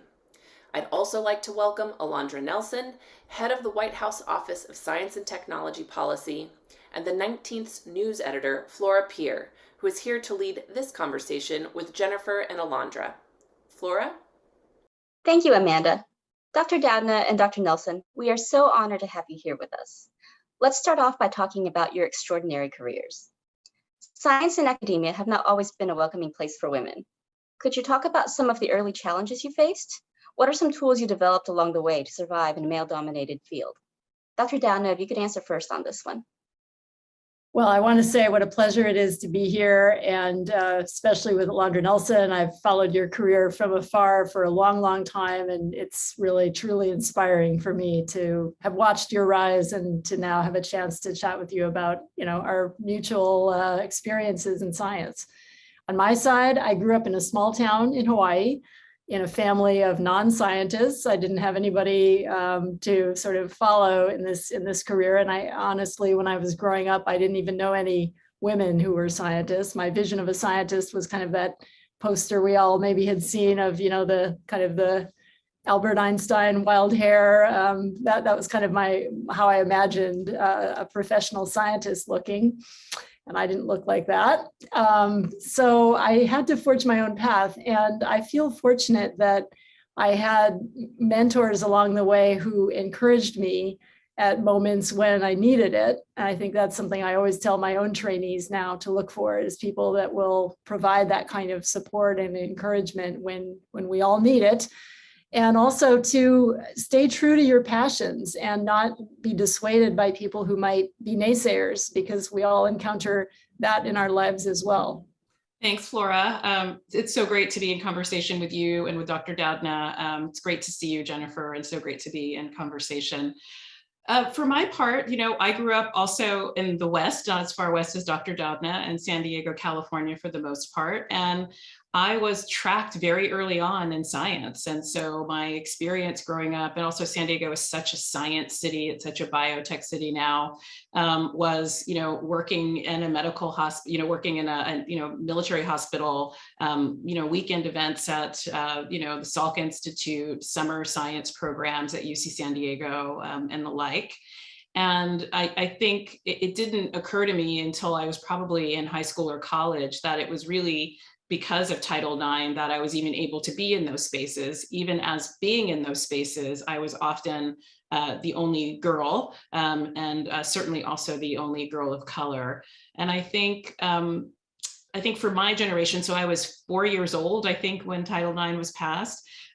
You come into a world in which these possibilities exist. And if you have amazing parents like mine, they sort of send you out and convince you that there's nothing in the world you cannot do. But of course, there are landmines and obstacles and, folks who would tell you that this is not what you should be doing or trying to pursue along the way. And so in my instance, I ended up, becoming a kind of scholar and now practitioner of science and technology policy in particular. But it was really it was really a path of, not a pipeline, as we sometimes talk about in STEM, but really a kind of obstacle course, and very much aided by great mentors, much like Dr. Doudna. I think what mentors do when they're really helpful is allow you to see a kind of future and possibility and pathway for yourself that you can't imagine for yourself at the time. And so I think certainly for women in science, for women of color in science, mentors are really important for having that vision.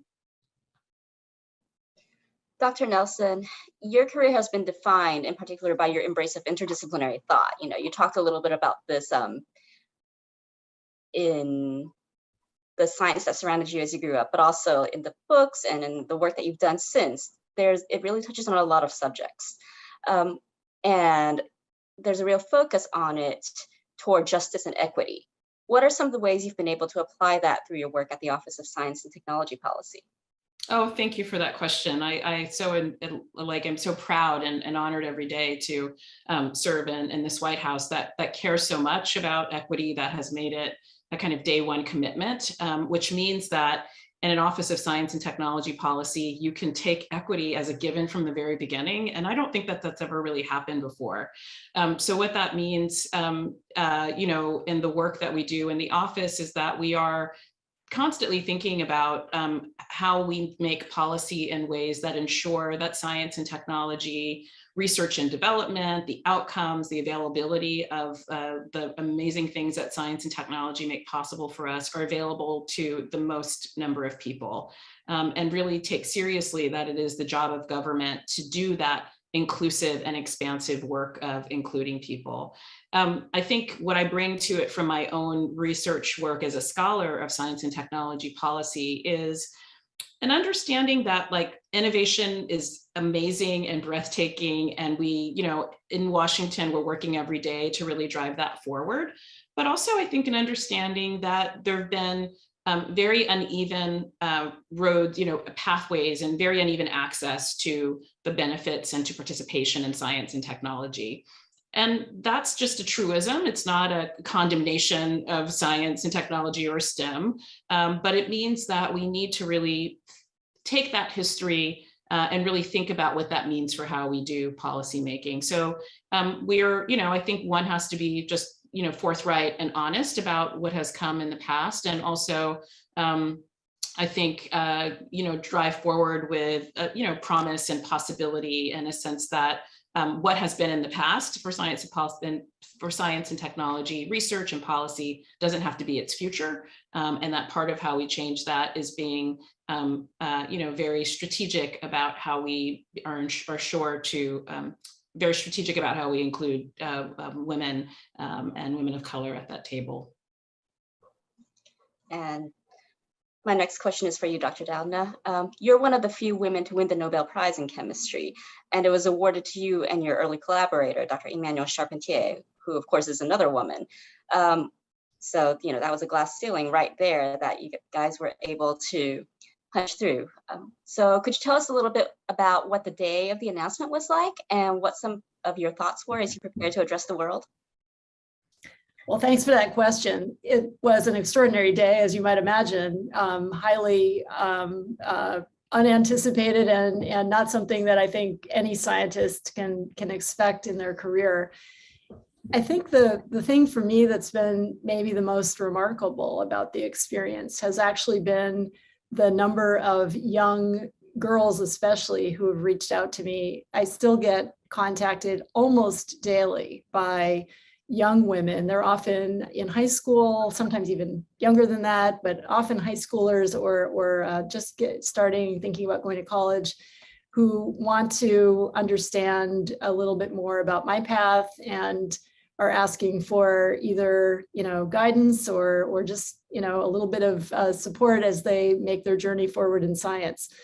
I think this speaks to the fact that recognition in science goes far beyond the individuals involved in that recognition. It really speaks to the value that we as a society put on science and technology and the folks that are advancing it. And we want to encourage the next generation, and we want to encourage the widest diversity of participants as possible, I feel.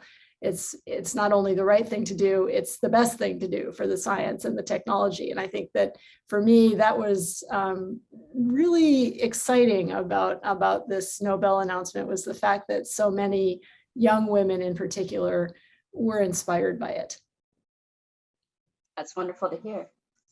We're going to touch just briefly on this, but I wanted to make our audience aware of both of your parts in this worldwide effort. Can you talk a little bit about your respective roles in the fight against COVID-19, starting with Dr. Doudna and your research, and then later, Dr. Nelson, if you could take over the handoff and talk about your efforts through policy? A few years ago, I started the Innovative Genomics Institute. That's the shirt I'm wearing here. And it's a partnership between UC Berkeley and the University of California, San Francisco. So 2 campuses of the University of California, with the express purpose of applying CRISPR technology for solving real world problems, and doing so with an eye towards access and affordability. We want this technology to be as widely available as possible. Because of that, the existence of that institute, we had already assembled quite an amazing team of scientists and trainees who were part of it. And so in early 2020, I guess it was, that it was clear that the pandemic was upon us. We got together with our team and said, what can we do as scientists? How can we apply our expertise in the face of this global public health emergency? And so several things emerged from that. One is that we were able to put up a testing lab quickly at our institute. And it's quite an extraordinary feat. Probably wouldn't have happened without the pandemic, honestly, but we got approval all the way up at the level of the governor of California to have a CLIA certified clinical lab on the Berkeley campus, running PCR-based tests for COVID-19. And that allowed us to service not only the campus community, many tens of thousands of people who were impacted, but also the wider community in Northern California. And amazingly, for a long time, we were the only testing lab providing testing to firefighters and police, as well as the folks that work in the California Energy Commission, who needed regular testing because they were working on site. And so that was, just really kudos to all of the volunteers that were willing to risk their own health at a time before vaccines were available to come in and run tests. The other thing that we did was to implement a wide collaboration across academic labs and companies to make not only that testing lab possible, but also to begin exploring ways that CRISPR could be used directly as a diagnostic approach. And this involved collaboration with companies like Salesforce and Thermo Fisher, but also with partners at the Gladstone Institutes and at the Lawrence Berkeley National Laboratory, who brought their expertise to the table. And again, in many cases, without getting direct recognition for their work, without worrying initially about funding for their work. We had fortunately had donations from a number of philanthropists to keep us going financially. And so I think this really speaks to the value of teamwork. It's been amazing to see how much could be accomplished so quickly when people get together and put their expertise to align it to bear on a problem. So for my part, let me just say to begin that I was one of the people deeply inspired by Dr. Doudna's being a recipient of the Nobel Prize. It was just, I think, inspiring for not just young people and little girls, for older folks as well. And it continues to be a source of great inspiration. So for my part, I would just, to begin, I would say, President Biden really tasked the Office of Science and Technology Policy with sort of thinking about the lessons that we've learned from COVID-19. And this has sort of included a few things. I mean, part of it has been moving forward with some work around pandemic preparedness. So what do we, what are the sort of, if this happens again, and as it's happening now, what do we need to know with regards to vaccines, with diagnostics, therapeutics, some of the work that Dr. Doudna is working on? How do we get ready for the next pandemic, even as we are also, tasked and part of OSTP with helping us think about how we live in the current, with the current pandemic. So in that regard, I think, sort of what are we're thinking quite a lot about like, what are the implications for society and for science and technology policy, in a world that's changed with COVID, like what do we need to do to live in that world? One of the projects that we've been working on is around clean indoor air, is lifting up the work of the CDC and the EPA around the fact that, clean indoor air can really help to reduce people's exposure to COVID-19 and to other infectious diseases, and indeed can help us be more healthy overall. So that is, a pivot from some of the work that's happening in the White House that's really about the day-to-day response to the pandemic, to really sort of thinking, as OSTP does in its work, a little bit into the future or a little bit into the present about what we need to do to keep moving forward. We've also been, it was clear from COVID-19, from our experience of the last 2 years, that we didn't have the data that we needed to really understand what communities were being impacted, how they were being impacted, whether or not there were different kinds of frequencies of disease, of mortality, of infection in different communities. One big endeavor of our work at OSTP and of the Biden-Harris administration has been a body called the Equitable Data Working Group. And part of that is to sort of think about strategies that allow us to have data that can answer questions about who's being impacted differently or disproportionately, and then for government to be able to respond to communities that are most in need. So that's some of the work that we've been doing. And then, of course, as a sociologist of science, I bring to the office real questions about scientific communication, around trust in government and institutions. How do we think about the space of trust and information integrity in the context of this pandemic, but also in the context of how we communicate about science and technology, research and policy more generally? And building off that, I'd like you to answer this question first, this next one. We are, at a time, we are in a time where there are a great number of developments with big impact on humankind. We have the mRNA vaccines, which are relatively new. We have things going on in Silicon Valley that will continue to affect our lives for decades to come. And both of you, through your work, you do a lot of work in the realm of ethics and how discoveries in technology can be used to make society better. And could you tell us a little about your guiding principles, about some of your goals when you're making these decisions, and also some of the biggest dangers we may face? Sure. I think, one of the things that was the founding mandates of OSTP that I think often gets lost, if we're going to talk about the work that we're doing at the White House, is that when the office is established in 1976, the congressional mandate, the statute says that we're both supposed to offer advice about new technologies and how they can benefit American society, but also to think about possible unforeseen consequences. So that in 1976 was part of the founding mission of the office. And so today we might think about it as ethics, but I think it's clear that the work of policymaking, in addition, is, I think ethics is certainly, and bioethics in particular, is certainly a part of that, but that there are ways that we need to be thinking as the pace of innovation quickens about how there will be, these changes, which will be we need to be thinking about what we can do to make sure that these changes or innovations are beneficial. And so part of how we've been thinking about that in the office is really thinking upstream in the innovation kind of pipeline. So right now, we've been tasked with the president with thinking about digital assets and cryptocurrency. And in that work right now, we're thinking already, before there are any kind of government decisions made about this, about what might be the climate implications of that.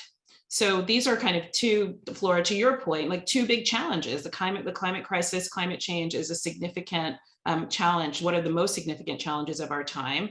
And it's also important to have innovation in the space of currency and assets, particularly for communities that are unbanked and don't have access to resources. And so how can we do a kind of science and technology policy around digital assets, but also around artificial intelligence that is sort of thinking about both the benefits and the unforeseen consequences, and then sort of creating policy that is nimble and is dynamic as the sort of systems and innovations that we're building out? It was clear early in the work that I was doing with my collaborator, Emmanuel Charpentier, on CRISPR-based genome editing, that this field was going to have very significant impacts in society in the future, and would come along with ethical concerns and issues about responsible use. In the beginning, I felt like I had no grounding, certainly no professional background in ethics or bioethics. But I realized that if I didn't get involved, who would? I had to get involved because I was there at the genesis of the technology. So that for me has been a really inspiring part of my journey over the last decade, is all the people that I've met who are more than willing to share their expertise, to get involved in this field. The implications of genome editing span everything from the impacts and the potential impacts in the environment, in agricultural uses of genome editing, to things like manipulating the human germline, meaning making changes in human embryos that become heritable in us as humans. And the implications of that, of course, are quite profound. So it's it's been not always a smooth path, that's for sure, but incredibly important that scientists are involved in this and in this work and in this now global conversation. So I was proud that our institute was the first to convene a meeting on this topic back in early 2015. And that led to the national academies in the US and the Royal Society in the UK teaming up to work together, and eventually with the academies in Asia as well, to sponsor global meetings on the topic. And that has, I think, been critical to putting the word out, getting scientists around the world to think about these issues, to engage on them, and importantly, to connect with people who are not scientists, but are stakeholders in other ways, whether they are people who are affected by genetic disease, whether they are people who are concerned about the environment and who isn't these days. So I think that that this has been a critical role now of the and now increasingly this is being taken up by the World Health Organization, by the UN.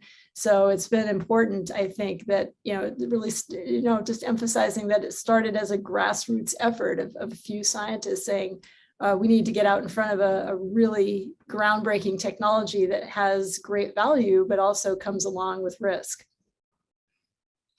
If I could just add, Flora, I mean, I've been, Dr. Doudna has been such a leader in this space, and really, as she was just describing, thinking early on in the technology. I mean, scientists and technologists know better than the general public what are some of the transformative possibilities for good and for bad of the technologies that they're working in. And her leadership has been extraordinary. I mean, the germline editing affects the entire all of human population, so it's not just a choice about one scientist or one lab.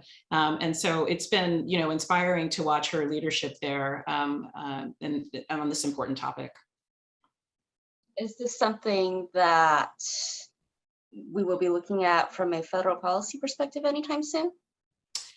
We've got federal policy around genetics and genomics. I mean, and we've also got pretty good ethical norms. So, the national academies and some of the work that Dr. Doudna was talking about, have participated in conversations, and, there have been strong recommendations that, human germline editing should not be done, and that there should be, I think, norms and guardrails around other kinds of gene editing.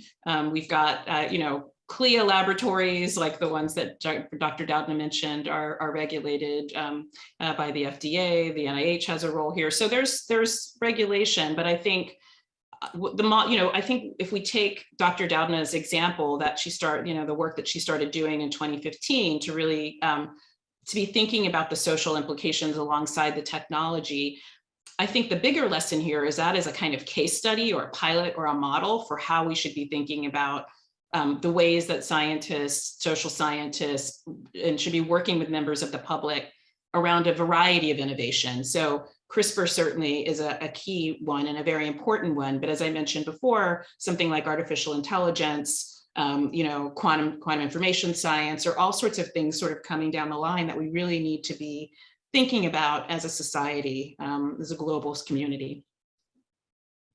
Yeah, these are all big questions, and it's going to take a while to get them all answered, I think. And you've got women leading the way. I sure hope so. And that brings us back to Title IX, which we are here to celebrate, and we're here to talk about this grand piece of policy and its role in making playing fields, classrooms, and ultimately the workplace more gender equitable. So I have a question for each of you. Dr. Doudna, what are some of the ways your field has improved in terms of gender equity? It's been amazing. I mean, I think we're seeing the fruits of some of the work that's gone in over the last few decades now, where we see increasingly women who are in leadership roles, whether it's in academic settings or in government public policy, like Dr. Nelson, or in business and biotech. There's more work to be done for sure, but I think we're on a good trajectory. I'll also just mention that my first experience with Title IX was actually when I was still in school in Hawaii, and I had a chance to play on a soccer team. First girls soccer team that my school had ever had started while I was there, and probably wouldn't have been in existence without Title IX. Yeah, well, certainly it was true of my, high school track team. I think, indeed, I think the high school that I went to was not even coeducational a few years before I started going there. So things have changed very quickly. I would say, I think I would add on to it or agree with what Dr. Doudna said. Certainly women's access to and girls' access to educational opportunities, to after school programs, to athletics, there should, effectively Title IX, building on the Civil Rights Act of 1964, effectively says there is no space in society, no institution that has federal support that should be closed or constrained or limited by gender, and that women and girls should have access to all of these things. And, it still remains a really powerful and awesome statement of who we aspire to be as a society. Obviously, it has allowed me to be in, educational spaces and athletic spaces that I might not have had access to had I been born even a decade before, 15 years before. But there's still a lot more to do. And I've been really encouraged by, I think quite a lot about rights, about civil rights. It's part of how I think about equity in science as well. And one of the, over the last sort of decade or 15 years, one of, I think, the more inspiring, episodes for me has been how young people, particularly young women, young girls of color, have really taken up Title IX as their own, really in a way that, so, I understood, I guess, some abstract relationship to Title IX and my ability to do things at school and in the world. But, young women today really understand that it is, very clearly that it is a right that they have, and it is a lever that they can use in their politics. And I find that really inspiring, and also both on the level of what young people and young women in particular are doing, how they're trying to leverage the right, but also that our civil rights, that our gender rights, our human rights are things that we are always renewing, reasserting, that these are living things in the world. And I think as we celebrate this anniversary, that's one of the more inspiring things to me. Like, it's the 50 years is not like a law up on a shelf. It is kind of a living, breathing thing in people's lives. All right, one last quick fire question, because we're about out of time here. If each of you could just tell me in one sentence, what would you say to a young woman or a gender diverse person who's interested in science? Dr. Nelson, you want to take this one first? I would say, what would I say? I would say, don't, have no boundaries. Allow no other people, no law, no institution, no others to set the boundaries or the,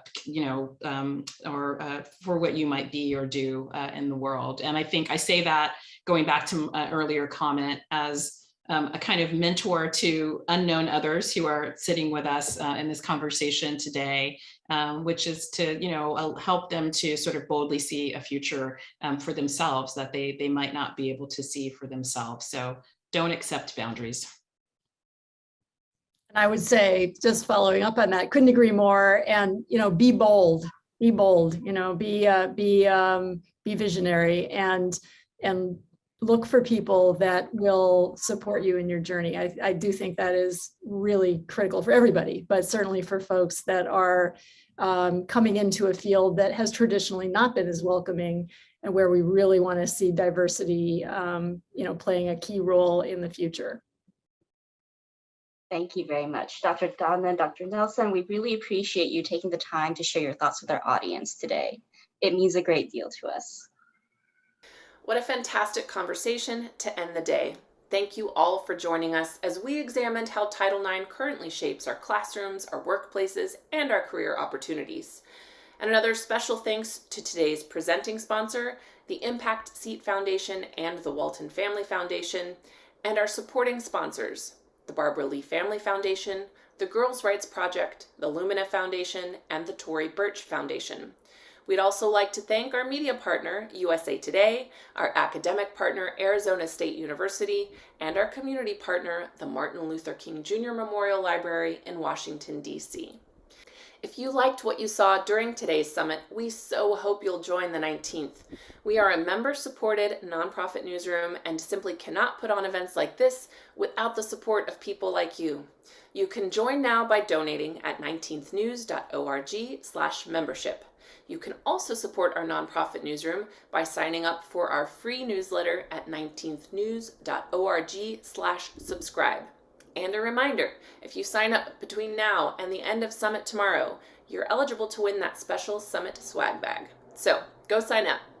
Finally, if you missed any part of today's program or you just want to rewatch, visit 19thnews.org/summit. And that's a wrap for day 2 of the 19th Represents 2022. Join us tomorrow for our final set of Title IX conversations as we explore the unfinished work of gender equality. We'll be talking about the pay gap and protections for LGBTQ+ students. We'll hear from key leaders including U.S. Secretary of Education Miguel Cardona, National Women's Soccer League Commissioner Jessica Berman, and Maya Wiley, President and CEO of the Leadership Conference on Civil and Human Rights. We'll be streaming again right here, but if you are in DC and want to join us in person, there is still time to register for a seat. Visit 19thnews.org/summit for more information. Thank you, everyone. We'll see you tomorrow at 2 p.m. Eastern Time.